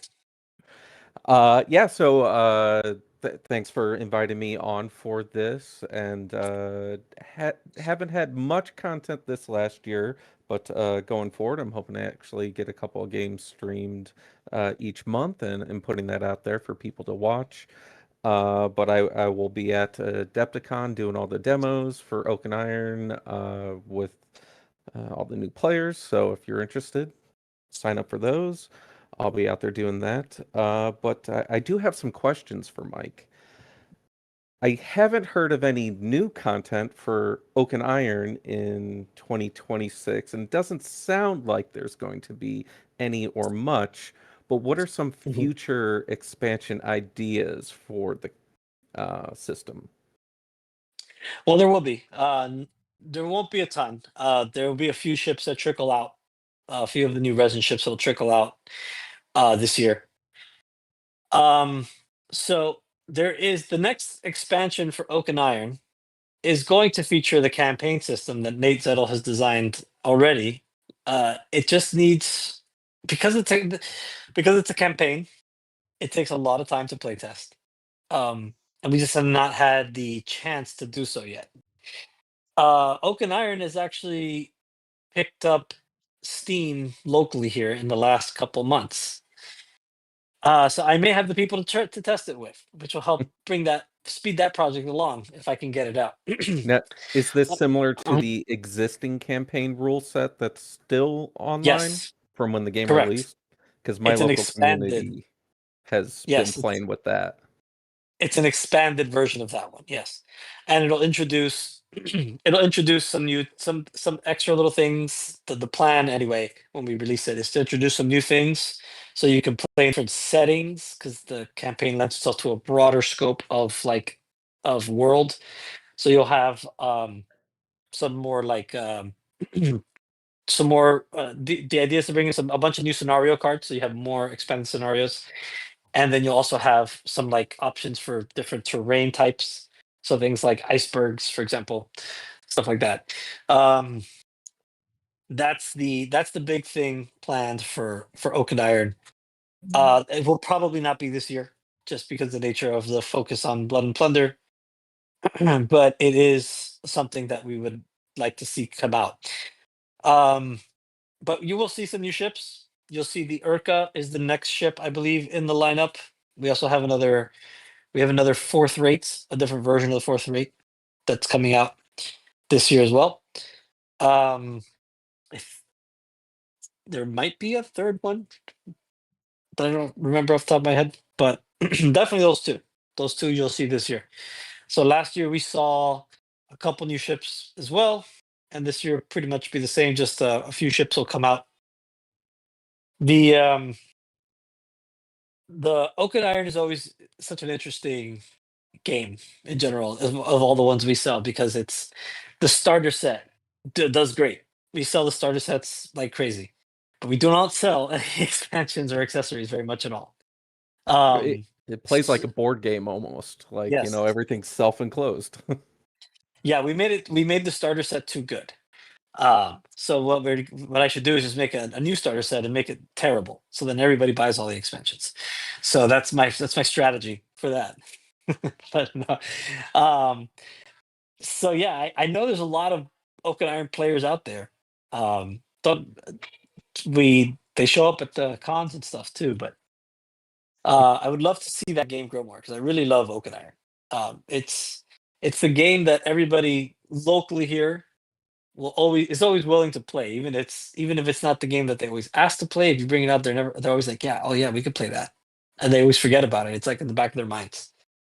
So I have a lot of fun playing it. I was just painting some ships the other day. I've never tried I never tried contrast on an Oak and Iron ship until recently. So now that works pretty good. So So but you're anyway, talking. next question. You've got your I ranted. local community playing, Mhm, and last year we had the second edition come out for Oak and Iron. mhm, In my community and different people that I've been playing with, I've sort of seen like a duality in the ships where they are at times tankier and then easier to kill with the double actions and some of the ship card interactions. mhm. How is your local player base adjusting to the change? My guys love version 2. They think it plays really, really well. But I'm just curious what your community's now saying. Well, my community basically never played First Edition, so they wouldn't know. One guy we play with, his comment was it is smoother. He likes it in general.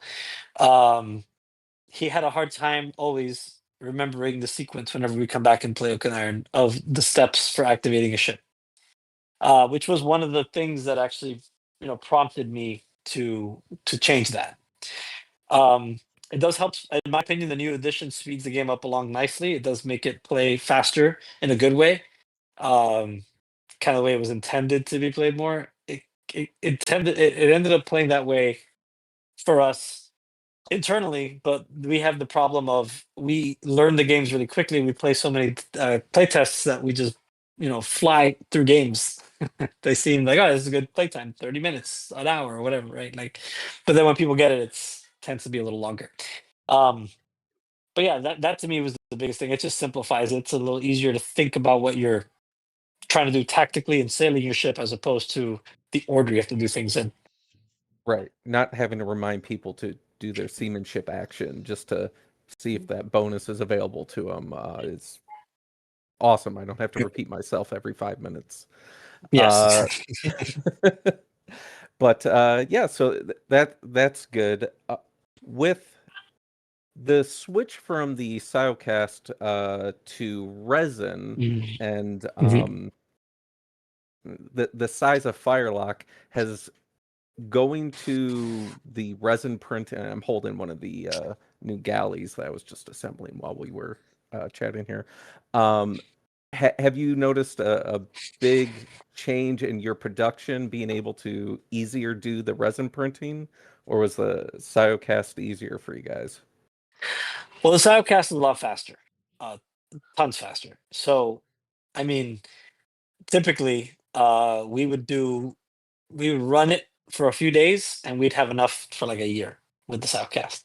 Whereas now we have to we'll throw a print on, occasionally, and just make sure we're up to date on it. So whenever we're down to low, it just throw a print out, and that'll usually last pretty long.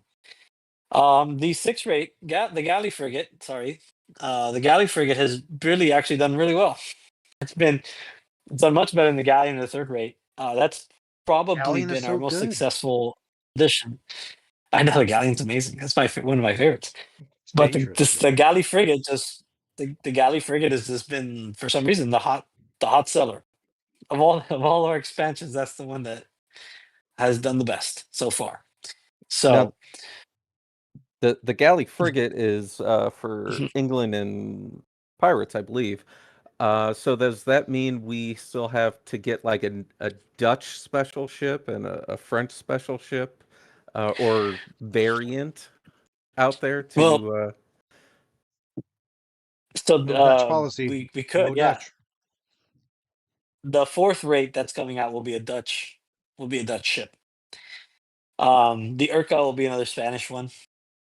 So, but the Dutch one, the 4th rate will be Dutch.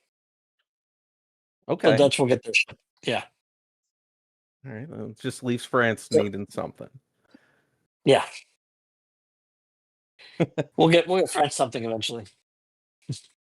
Are there any plans to do additional admirals or captain decks? Yes, that is something that we will do eventually. We Something that we wanted to do last year, and just we're not able to kind of put the time together. The current deck is out of stock, and it is going to get reprinted this year, so that is coming. And it will be slightly updated, I believe, because I think we changed some things, if I remember correctly. But yeah, so that is admirals and things. They just require a lot of research and time to develop. And because of the nature of the way we sell them in the deck, it's a lot of time and not a lot of return. So that's pushed that project back. But there is some work toward that's been done.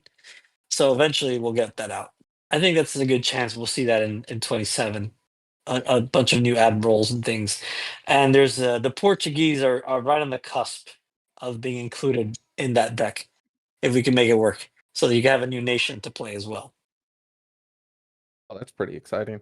Well, I think that's all the questions I have. I'm looking forward to seeing the updated expansion whenever that gets released, because I believe in this last local campaign, I had 3 of my ships captured by the end of the first season. So it was fun watching my fleet get traded amongst all the locals over the course of the year. But yeah, it was good times. So thanks for answering those questions, Mike. No problem. Thank you, Josh.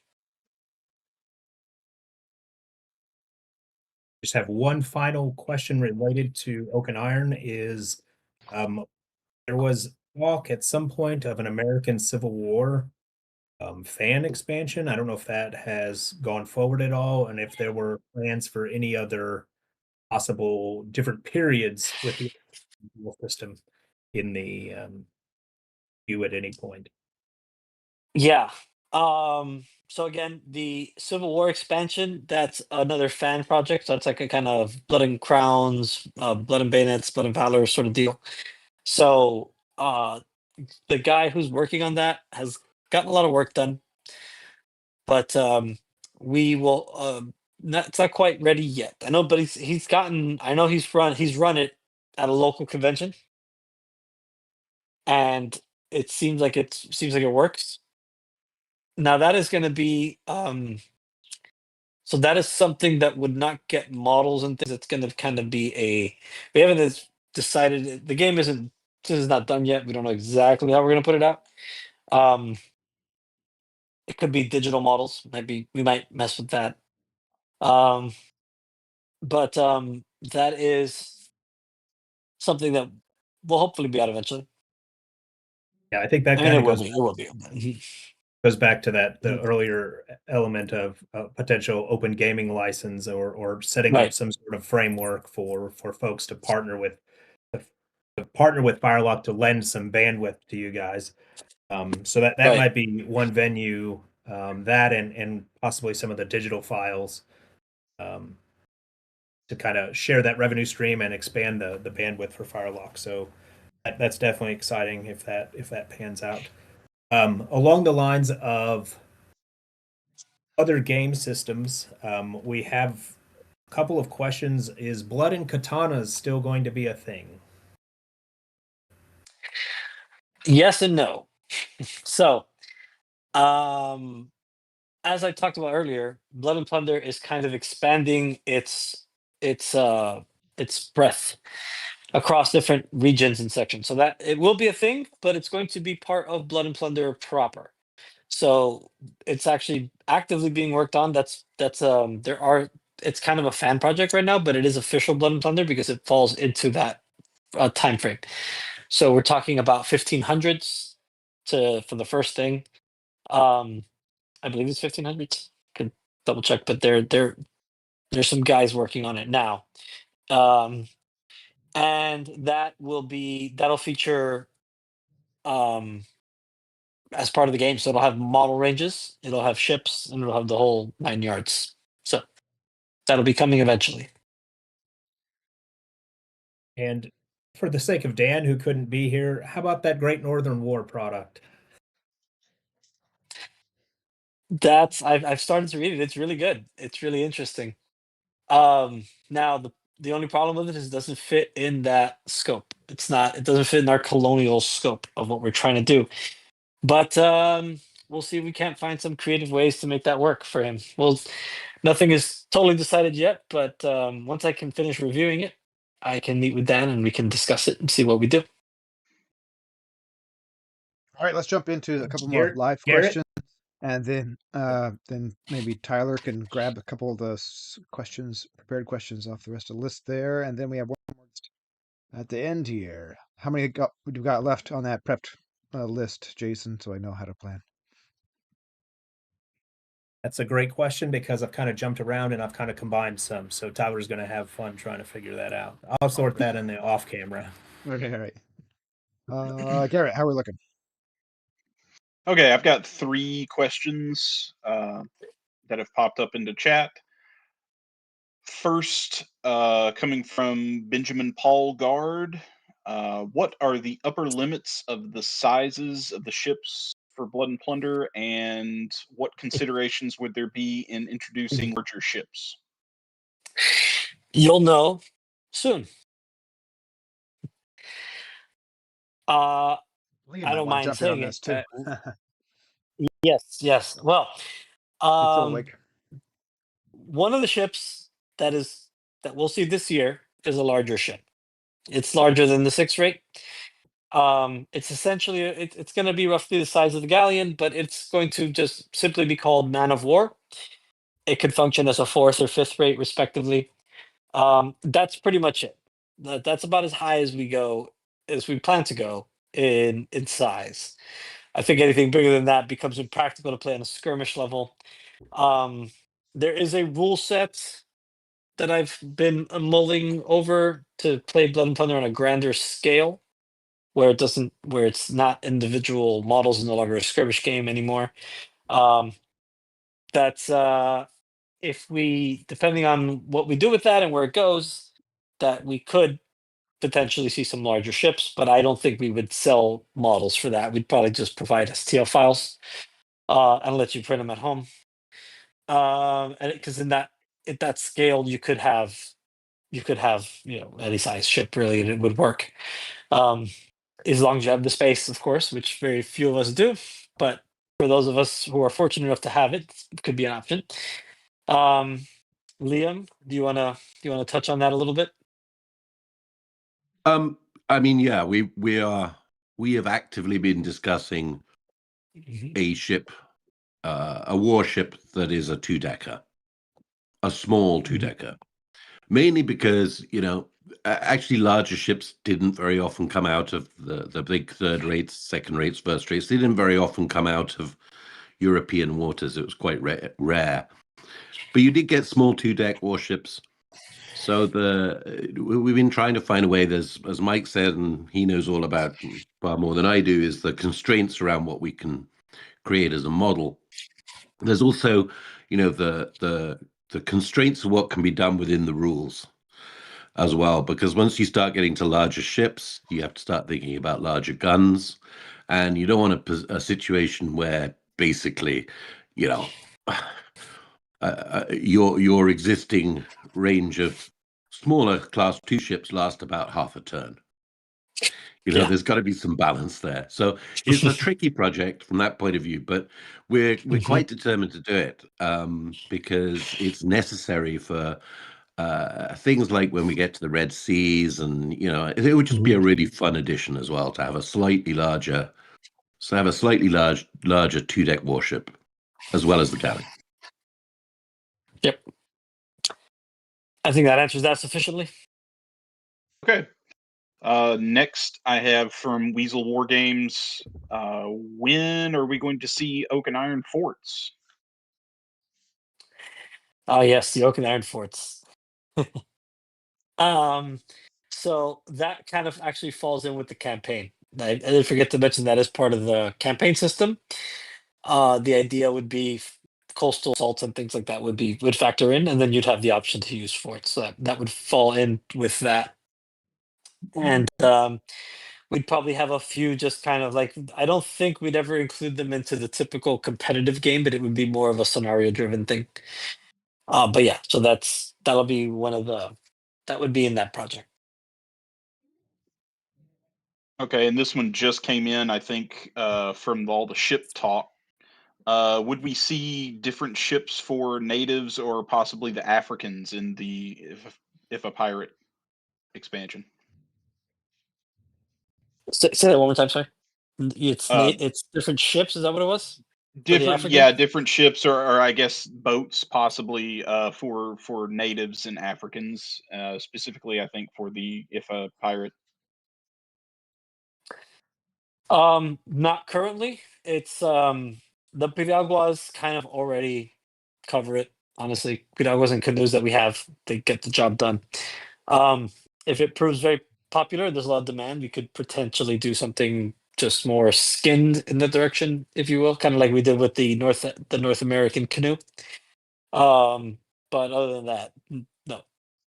Okay. I mean, we're not, the scope of the If a Pirate book is very much West Africa, as in sub-Saharan Africa. So it doesn't include North Africa and the Barbaries, and that would be a separate thing, maybe in the far distant future, that cover the Mediterranean, when they would definitely have more ships. But for West Africa, they didn't really build ships. They built very large canoes, and there was a lot of warfare on the waterways in West Africa at that time. Mhm. Red Sea's expansion, I don't know if you want to mention, Mike, about that, but that definitely Go for would it. include Yeah. a number of more regionally specific ships, Yeah. like Gurabs and Galavats and Dows, which are all kinds of Indian Ocean craft, which are quite kind of fantasy looking in a way, but Yeah. they're pretty cool. That is one And of as the we questions. I'm sorry. That's one of the questions scheduled in from Riley Falk. He said, "Will we ever set sail in the Indian Ocean and see Middle Eastern forces?" I'm guessing he might mean like the Islamic, the Sultanates and such. Yeah. Yes. So as we continue, so the trajectory generally for the next well, for probably for the rest of this year, is to continue to move east within the same time period. So that we exist in right now. So basically roughly 1630 to 1730. So that's what you can expect. And as we continue to move east, you'll continue to see more Eastern type of ships and units that go with that. I mean, it depends what he means by Middle Eastern as well. The Red Sea's expansion is an Indian Ocean expansion, so it will include Madagascar, the west coast of India, but also probably there are factions like the Omanis, who, Arab states, who would be there as well. There are the Sanganians, which are kind of pirate, which is half Indian, half Arab, I suppose. It's in that kind of Baluchistan area between the two. So there's quite a lot of there'll be quite a lot of Middle Eastern type stuff there. It just depends what you mean by Middle East, because that could cover everything from Egypt to That's a good point. Right. Okay, and I got one more here from Weasel War Games. Will Mike submit anything to the Pirate Paint-Off this year? Well, I don't want to automatically win, so I just save that for everyone else. It's okay, you wouldn't. You could still submit, and we can just disqualify you. If it's that simple, sure, I can do some stuff. I've actually, fun fact, I met my goal as of yesterday. I've painted 207 Blood and Plunder miniatures in 2025. Wow. That blows me Just out throw of that the out water. there. So That's pretty there good. you go. I did all the new 104 sculpts. this I year. got to go through them all. So I need 40. that's we have about that many sculpts that had to get checked out. The best way to check them out is just to paint them. So Yeah. a lot of stuff coming. That's awesome. Not to be fair, it's all just speed paints and stuff. I didn't really take a lot of time. Primer only Zenithal counts. Yeah, I mean, I did put some paint on them. The brush did touch the model, all of it, all the model. Okay, that's all I've got in chat at the moment. All right. Does Tyler and Jason want to hit a couple more prepared questions if we have any left? And then we got Dylan coming on at the end here. Dr. D. Tyler, you got anything you see there that you can I think throw out? there's a pair of questions, one from Zach Denton and one actually from Jason. Zach is asking, will there be force builders for all branches of the Blood and series under one central location? And kind of similarly to that, Jason is asking if there will ever be nation-specific books combining all of the miscellaneous content from each Blood and Plunder nation into kind of like a codex or an army book. You can sort of see from GW. So what was the first one? If there will be force builders for all of the other games, the other Blood and. I hope so. I So think people don't understand kind of the situation with the force builders. yeah. So right now we have an ongoing project that's interrupted by life to do a new force builder. We have a skeleton of one, and honestly, I think it's promising, but it's just it takes a lot of work to build it from the ground up for what we want to do. At some point, we will. Yes, I mean, and once we develop our own system that belongs to us, that we have all the coding and access to, it won't be difficult for us to then port in other systems to it. But you know, it's really outside of our wheelhouse. We're literally just learning it as we go, and we're doing it as we can. So my hope is that it will be done now. Again, the personal stuff among our staff has just impacted that tremendously. But the I don't know. yes, someday. That's that's what the direction we want to move into. I think it's important to have a good force builder, have it integrated, have one that works for everything the same way. So at some point, I do see that happening for us. It's not something I can completely commit to, like tomorrow, but at some point, I totally see that being the case, especially the way AI is developing, and it can do a lot of these. It can handle some of the workload of some of those things eventually. I think that's something you'll see. And the second I question think was, it's also Uh-huh. probably fair to say with Force Builder that if it weren't for the efforts of a certain person here, Oh, absolutely. Joseph. Yeah. it would have, it's kept going because of Joseph's efforts at the moment. Completely. Yes. A He's the only one who knows how it works. long-term solution would be very welcome, but the short term is very much thanks to Joseph. Yes, completely. Absolutely. So everybody say thank you to Joseph. We really do owe him on that one. We'd be lost without him. So Builder, I hope we can keep it functional until we get a new one. But yeah, wish we could get the original guy who built it. Be a little more involved, but such as it is. yeah. Such as life. But thankfully we've got it. Thankfully he built it. I'm grateful to him for that, and I'm grateful to you keeping it going. There's another guy who's Because if been it was up working to on me, one, a Force Creators is kind of a clone, but a little bit different graphic layout. But again, big projects take polishing, and he's still trying to figure out some bugs, and I don't know. Definitely people have put blood and sweat into it, but and we're open to whatever help we can get. So but there was another part of that question about I already forgot. This was Jason's Codexes. question. So maybe so at some point we'll release a new edition of this game. And when we do, we will at that time revisit how the books are done. I personally have a love-hate relationship with that style of doing things. Sometimes I like it and sometimes I hate it. I don't know. I just can't can't really settle on it on how I feel about that. I understand the appeal for something like that. I think maybe even that might be something for even a farther future, for Blood and Plunder in the farther future, I should say, when we've kind of really developed certain things to a point where there's really not much more to add.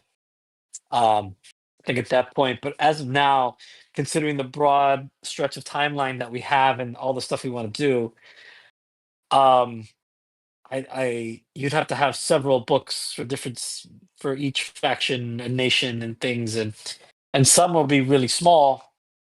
Maybe I'll collect it into one. So I really don't know what that would look like. I chances are we'll just see more books like No Peace Beyond the Line, perhaps in the future, that consolidate a lot of things together that are already done, and just kind of bring them home to one place. So that gives us room to branch out into other things, and then continue to do that process where we have smaller books that will eventually kind of get coalesced into one larger book as they get more fully developed. That's kind of how I see it going. But based on necessity, that could change. So we'll just see kind of how the community grows, how fast we're able to develop these things, and that'll have a significant impact on how that goes. Did that answer the question sufficiently? I think so. Along those lines, as far as tangible book products, is there a plan to do? I'm trying to let me scroll down and find who asked that question.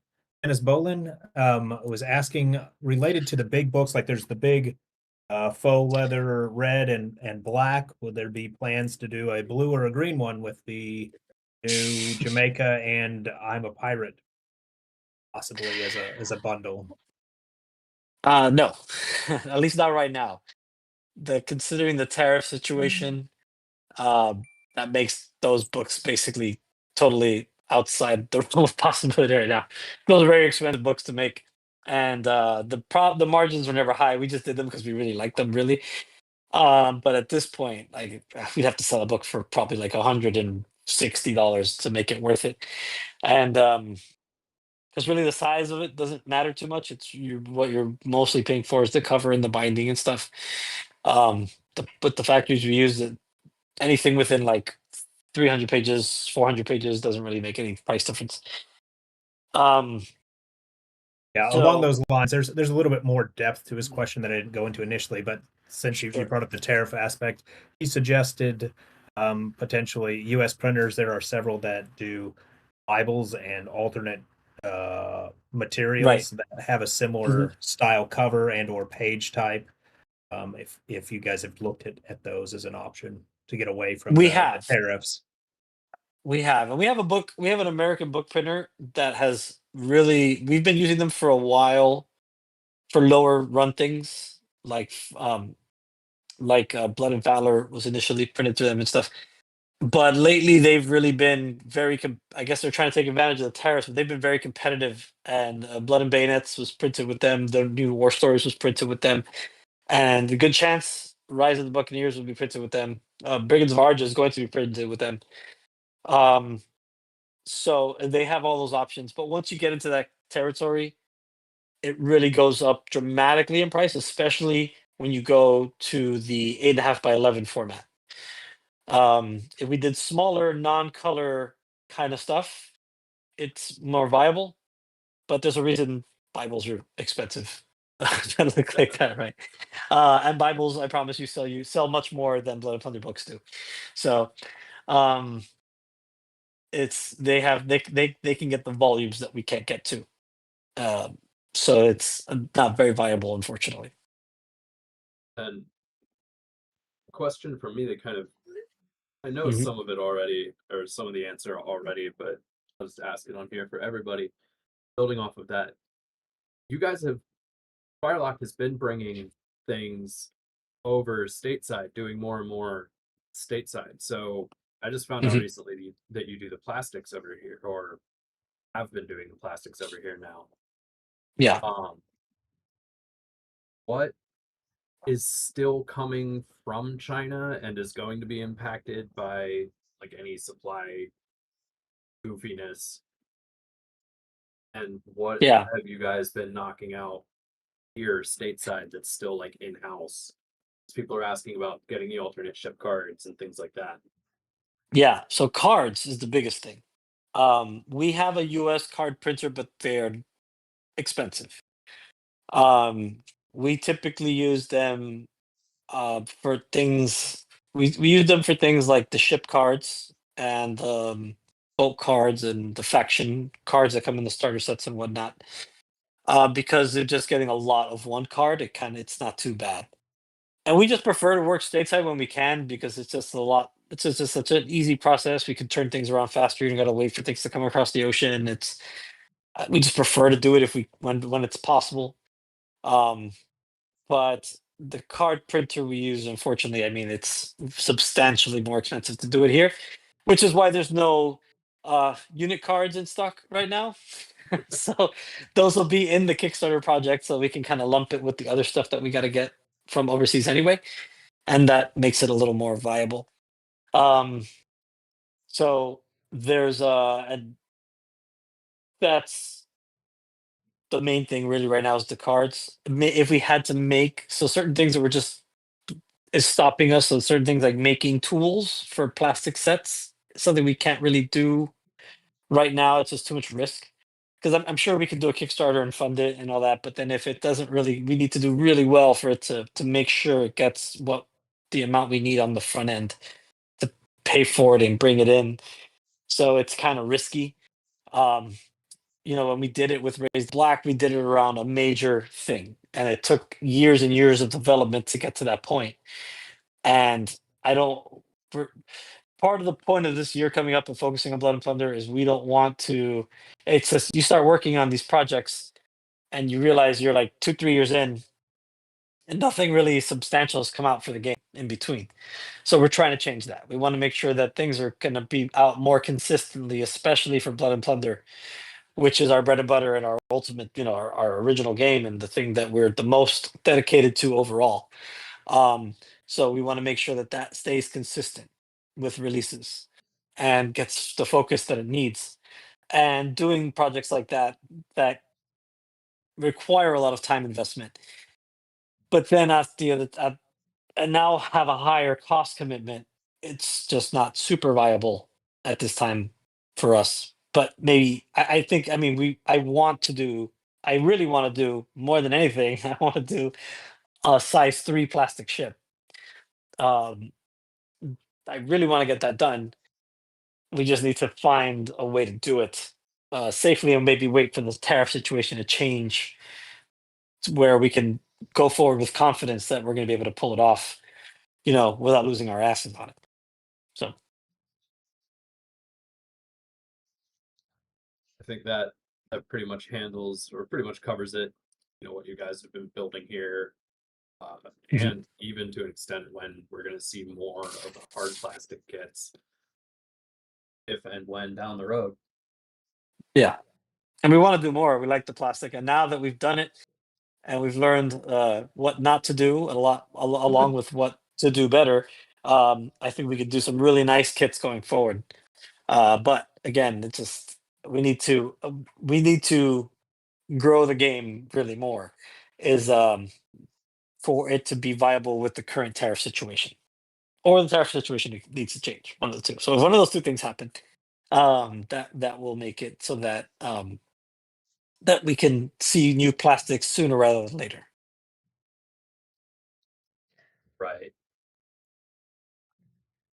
All right, can we pull one more question off the prepped list, and then we'll pull Dr. D in. Sounds good. Any really great ones left there, Jason? They're all great.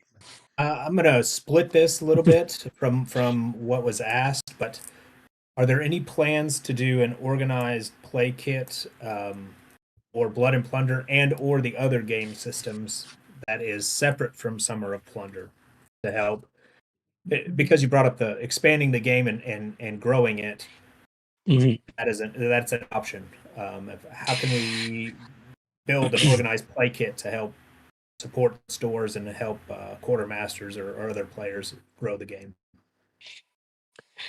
Yeah. So right now, we've talked about that quite a bit, honestly, but we don't have any immediate plans. I do think next year that's something that is likely to maybe that we might give some attention to. For now, it would only be Blood and Plunder, that I can tell you. Just because that sort of thing, it's a lot more work than you realize, I think sometimes. Than I realize, I should say. Sometimes we've gone into it a couple times and it's even Summer Plunder ends up taking a lot more time to come up with those kits than we realize, right? It seems simple to just do a handful of models and some scenarios and things, but it ends up being quite a lot. And then getting it to stores and distribution has been kind of hit and miss with us lately. We've had some gains with some companies like Golden and some others across the pond and stuff, but other ones have been a little more trying. So that kind of left that waiting in the wings. But I do think that it's something that we'd like to do. I think we do it. I think we want to think about a different way to do it than what we've done before. But it kind of, and that sort of falls in with the quarterly thing we talked about before, where we would want to tie something together like that. Because that was one of the things we explored, just kind of like a quarterly thing where we just put out content, just little loose things that have fallen between projects or whatever, or just things that are cool but maybe small, not significant, some scenarios for this or that or whatever. But I don't know. I kind of, for the typical organized play, we're trying to think of ways to do it outside the box that are attractive and interesting, but also a little easier to manage. If that makes sense. So at some point we're gonna do more for it, but definitely the Summer of Plunder one will continue. So we've got that at least for now. But we're always open to ideas. So if you guys got something on that, feel free to shoot it our way, and we'll see what we can do. I have a wish list for Summer of Plunder organized plate kit I need to talk to you about.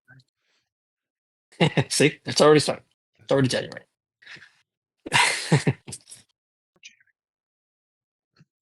All right. Dr. D is in here with us. He's been putting out some great battle reports and some fantastic painting. He's been streaming on Twitch, doing some great work. Painting some other models, including some of the preview models that he has graciously helped allowed us to post on Blood and Pigment. And do you want to talk about some of your stuff you have done last year and what you plan to do next year? And then I know you have a list of questions for Mike. I appreciate it. Those were all very kind words. Great. I wasn't expecting great. I was expecting at least that they exist. But I appreciate that. Thank you. Yeah, so I'm Dr. D. My friends call me Dr. D, so you can call me Dr. D. And I lead up Arachne. So something that does come up. Yes. So I do lead Arachne and the Raise the Black part of Arachne. It's a little confusing. Some people search for Raise the Black, the podcast itself, but it's under Arachne, a gaming podcast, and just look for the Raise the Black episodes, which are specifically Firelock themed stuff. The very first episode we had Mike on. Mike, as you can see, I've stuck around with it. It's been almost an entire year. It's an honor to see you again. You look great.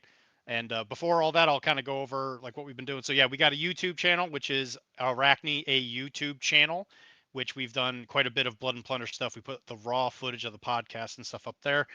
And I am very interested in expanding on that stuff in the next upcoming year. Obviously Christmas gets kind of weird, and I just bought a business, so I've been wildly, insanely busy for the past month. So I haven't had a chance to make as much content as I've wanted, but there's definitely going to be some battle report stuff coming. That is Port Royal and Blood and Plunder themed. Also, if you live in the United States Northeast, I have full intention of creating a very large-scaled, way too ambitious map-based quarterly run campaign system that will introduce fantasy elements to what I believe is one of the best rule sets in the entire world, which is BNP, Blood and Plunder. And I think that now that I have the man here as a captive audience, I think it's a good opportunity to ask him some of these questions. So we might as well get started. Mikey T, McTizzy, Michael, is it okay if I just call you Mike?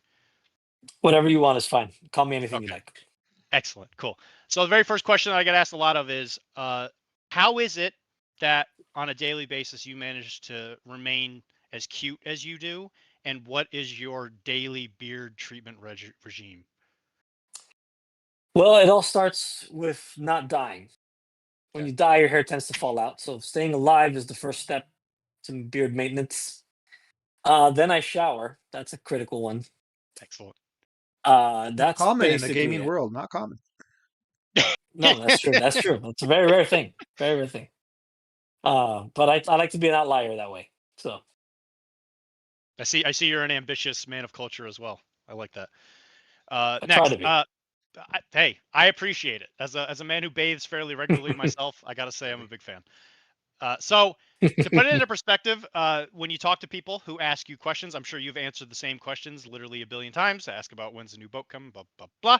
Something that I've always found that really helps people understand the situation that you're in is, can you put it into perspective for people who are not familiar with the industry? How many people actually work for Firelock to do all of the things that people are asking you to do? And is it true that it's over 500? It's over 500, depending on how you look at math. If you multiply people into the jobs they do, it's clearly over 500. But let me see. Let me get a count. People ask me this all the time, and it's amazing that I can never remember this actual number. But let's see. It's me.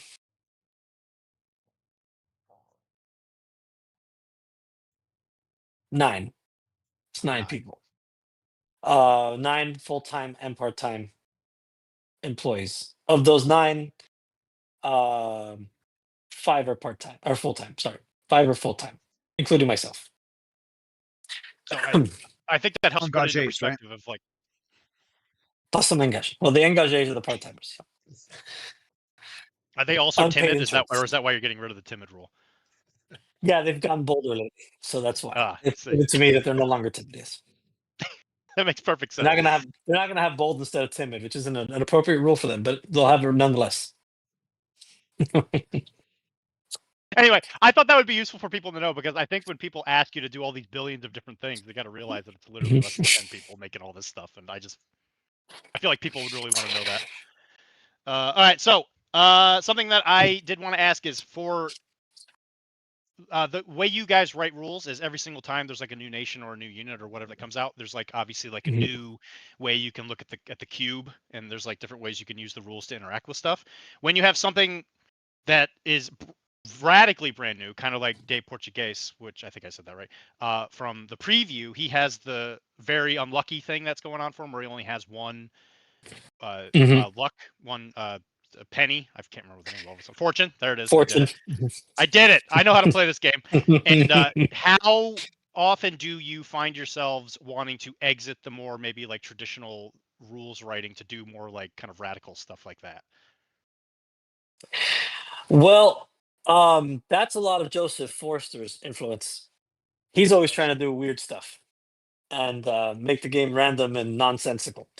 And then we put them in line, and then we come up with something good. So,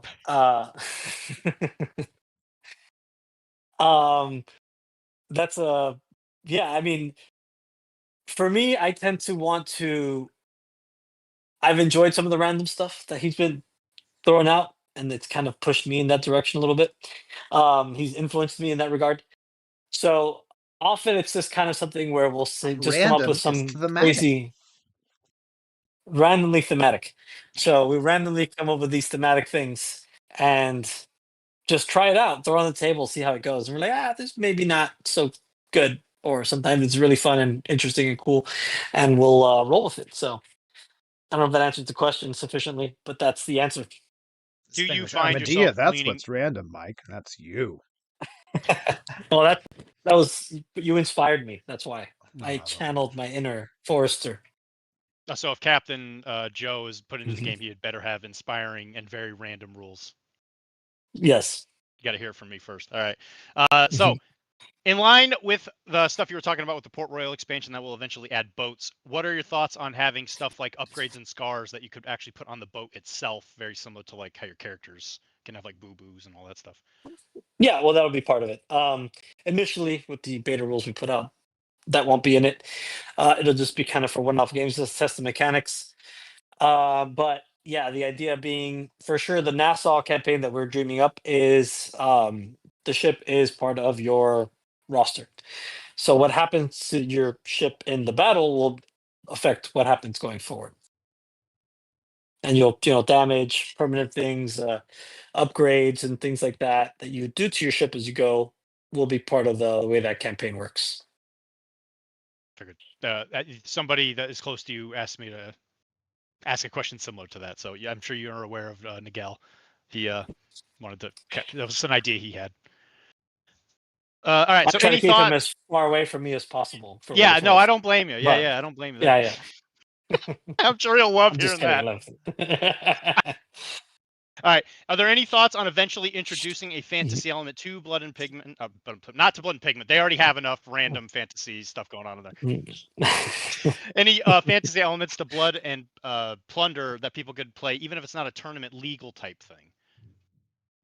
Yeah, so I mean, we have our things we've done for like April Fool's holiday stuff, things like that, where we've thrown some of that stuff in there randomly.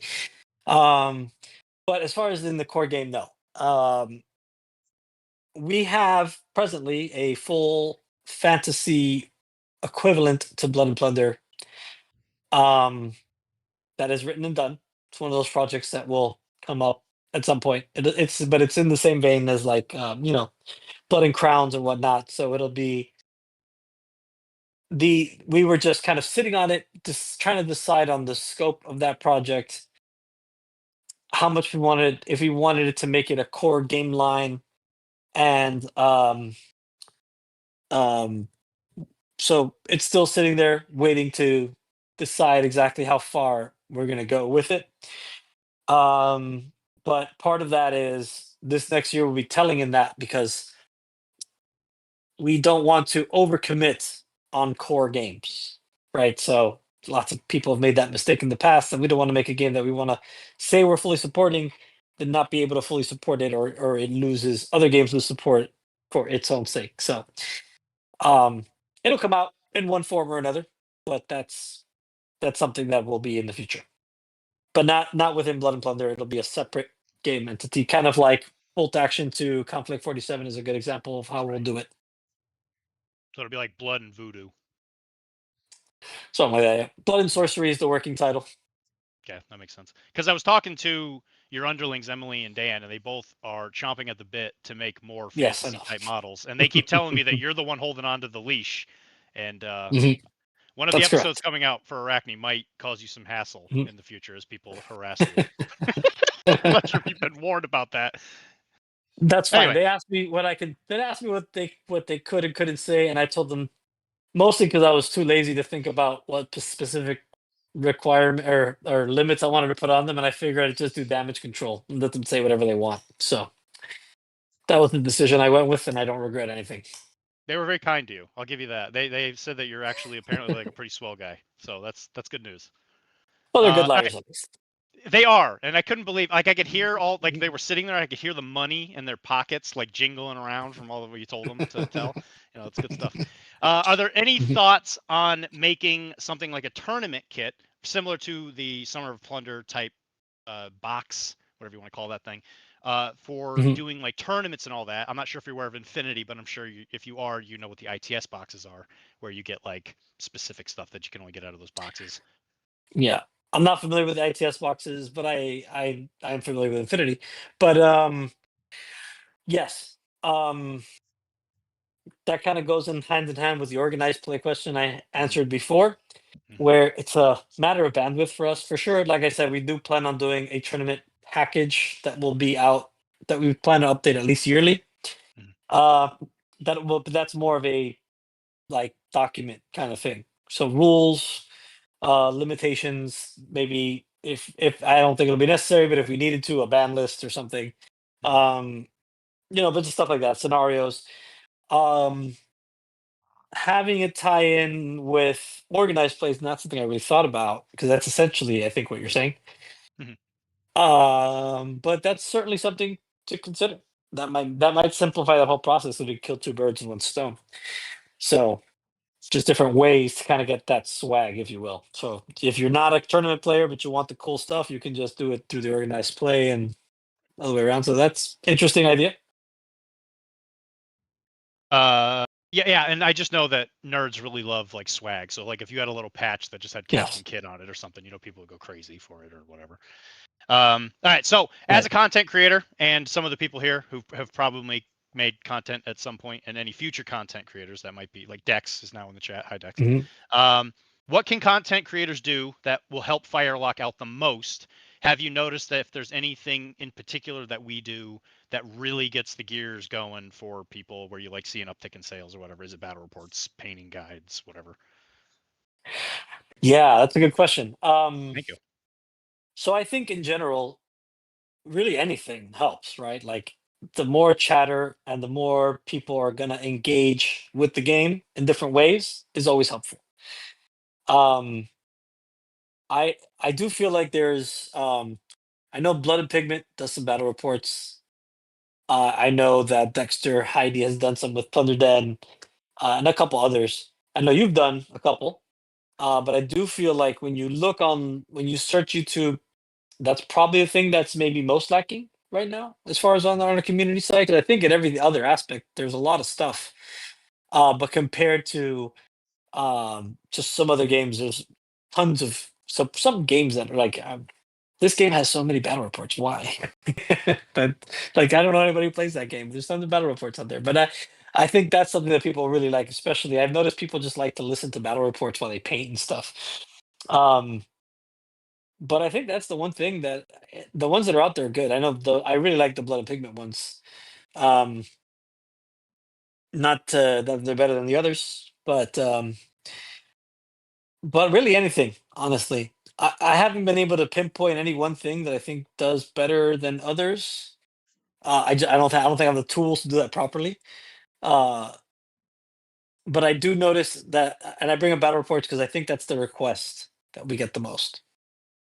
People ask us to do it, and I try to, um, but it's hard. It's hard to set it up and find the time, as all content I know creators know.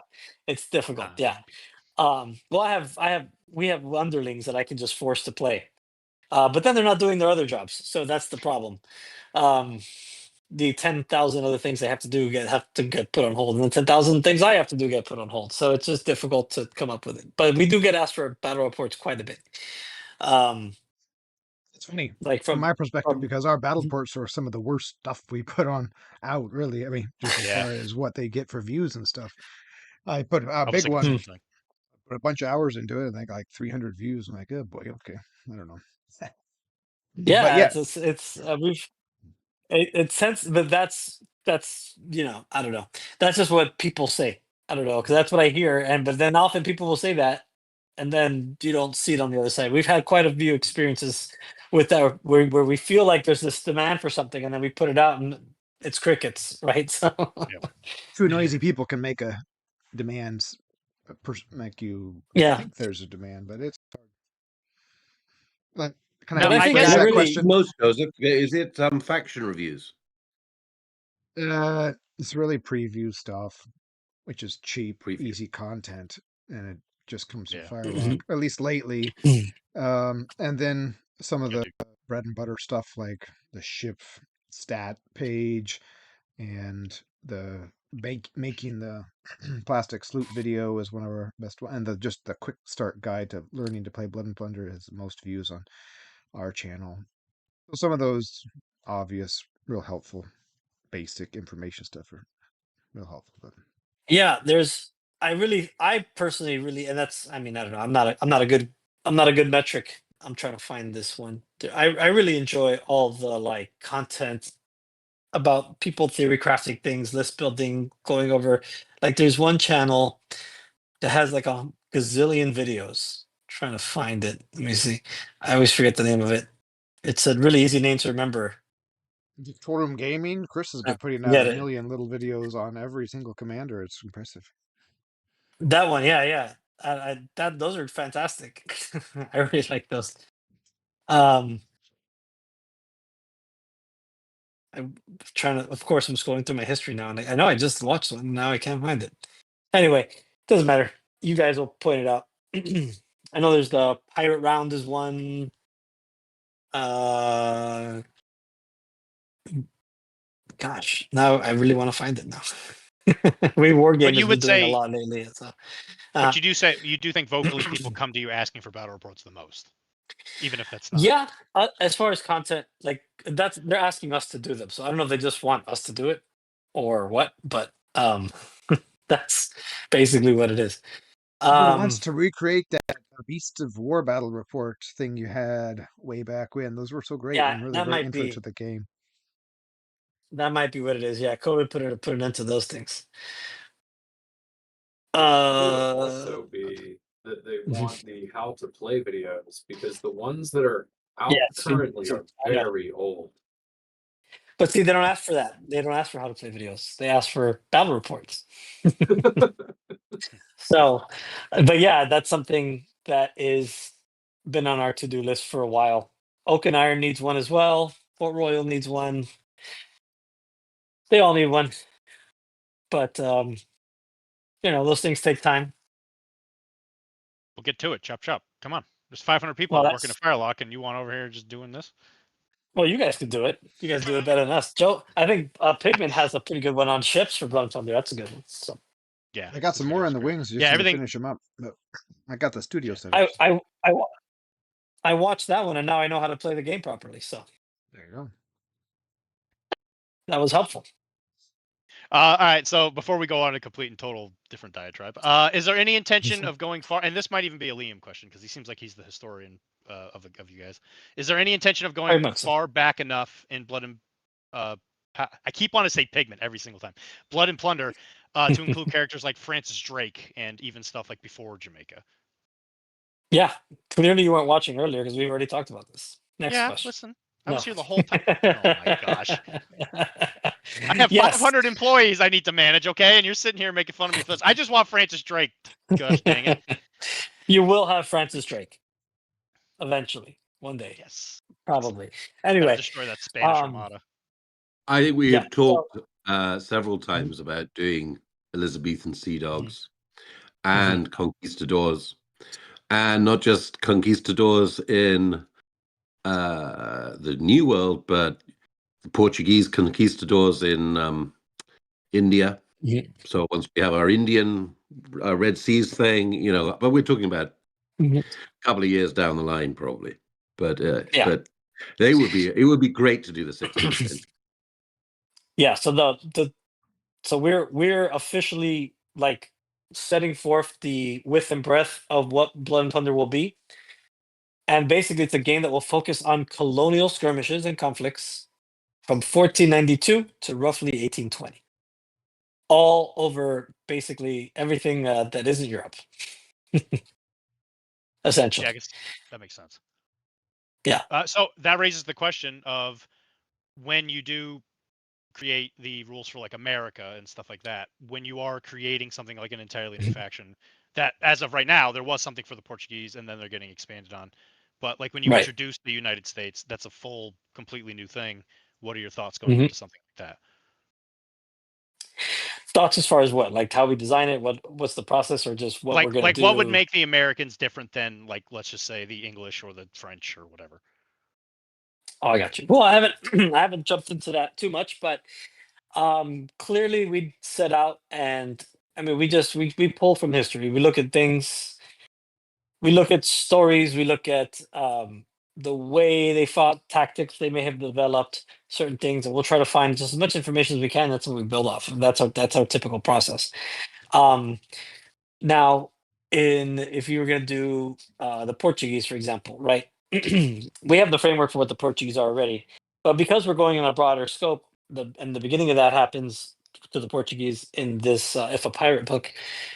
Now we're getting that, and we're just broadening it. So now instead of the Portuguese pulling from just these European faction units, generics, they're getting their own units to kind of fill in what's there, and then adding new things to that. But what we know about the Portuguese and stuff is we pretty much already have, and we're just kind of now just refining it with more information and a broader scope. Does that answer the question? Yeah, Is that what you're looking for? So. I wanted you to tell I me think all what the you rules for what the you're future always American looking faction. for are kind of like tropes for a particular nation or faction, or just things that stand out about the way they operated that you can then somehow, even if it's not really direct, but in some kind of indirect way, make a nod to. Like, Right. in some of our Indian factions, for that's dim and distant future, but the Mughals, for example, they were quite fond of cutting each other's throats. So how do you bring that into The rules, well, you put something in that maybe has a little bit of the kind of the weirdness you were talking about with Portuguese earlier, where at the beginning of the battle they may have to roll off to see whether or not the commander's been poisoned or something like that. So, but you're just trying to riff off these tropes that kind of fit with that nationality, that kind of feeling of that makes them unique. Yeah, we'll try to Slowly. get some. And if we're doing something from scratch, we'll try to get a general outline. Like, so what defines the Dutch? That was the most like big recent ad I think that we did. What defines the Dutch? Or really maybe the Maroons would be another one. Like this, what are these things that are what makes them what they are? And then get that and What kind of made everyone expand else hate upon them? it. Yes, that's usually what it boils down to. Why does everyone hate these people? And let's focus on that. And that makes for a positive game experience. Yeah. So Yeah, I think that answers that question. And I guess in lieu of that, let's just say when you do release Portuguese for Blood and Plunder, is there any intention of giving them some kind of rule so that you could put them into something like Port Royal, since Port Royal essentially has all the factions that are in Blood and Plunder?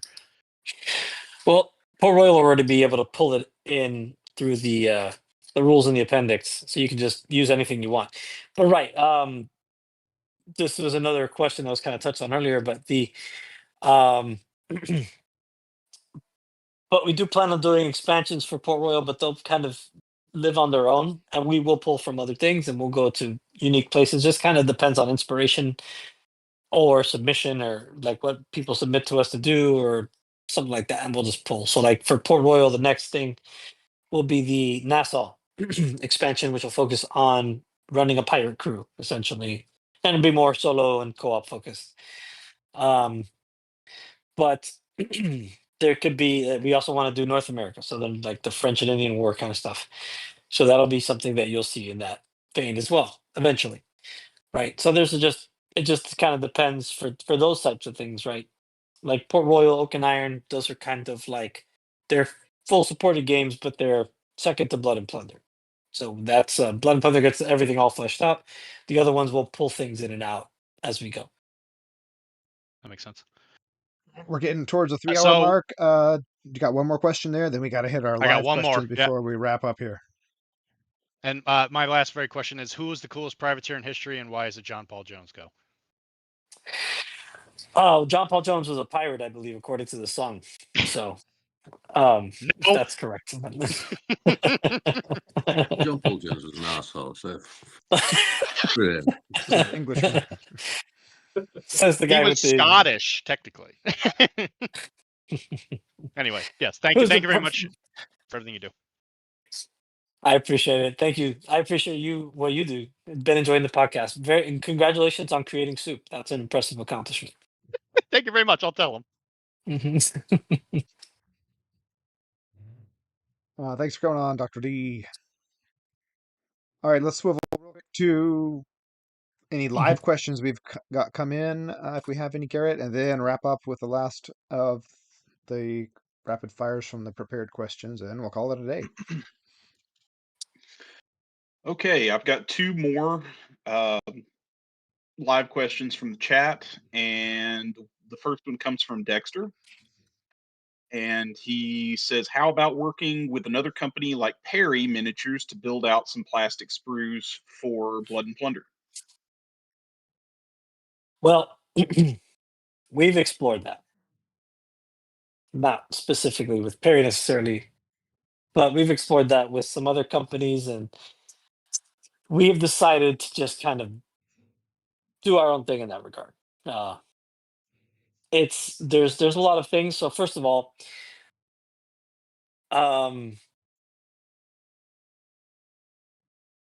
it would be more sculpting, because if we did something like that, because the ability, like we could submit sculpts, but nobody's going to really want to.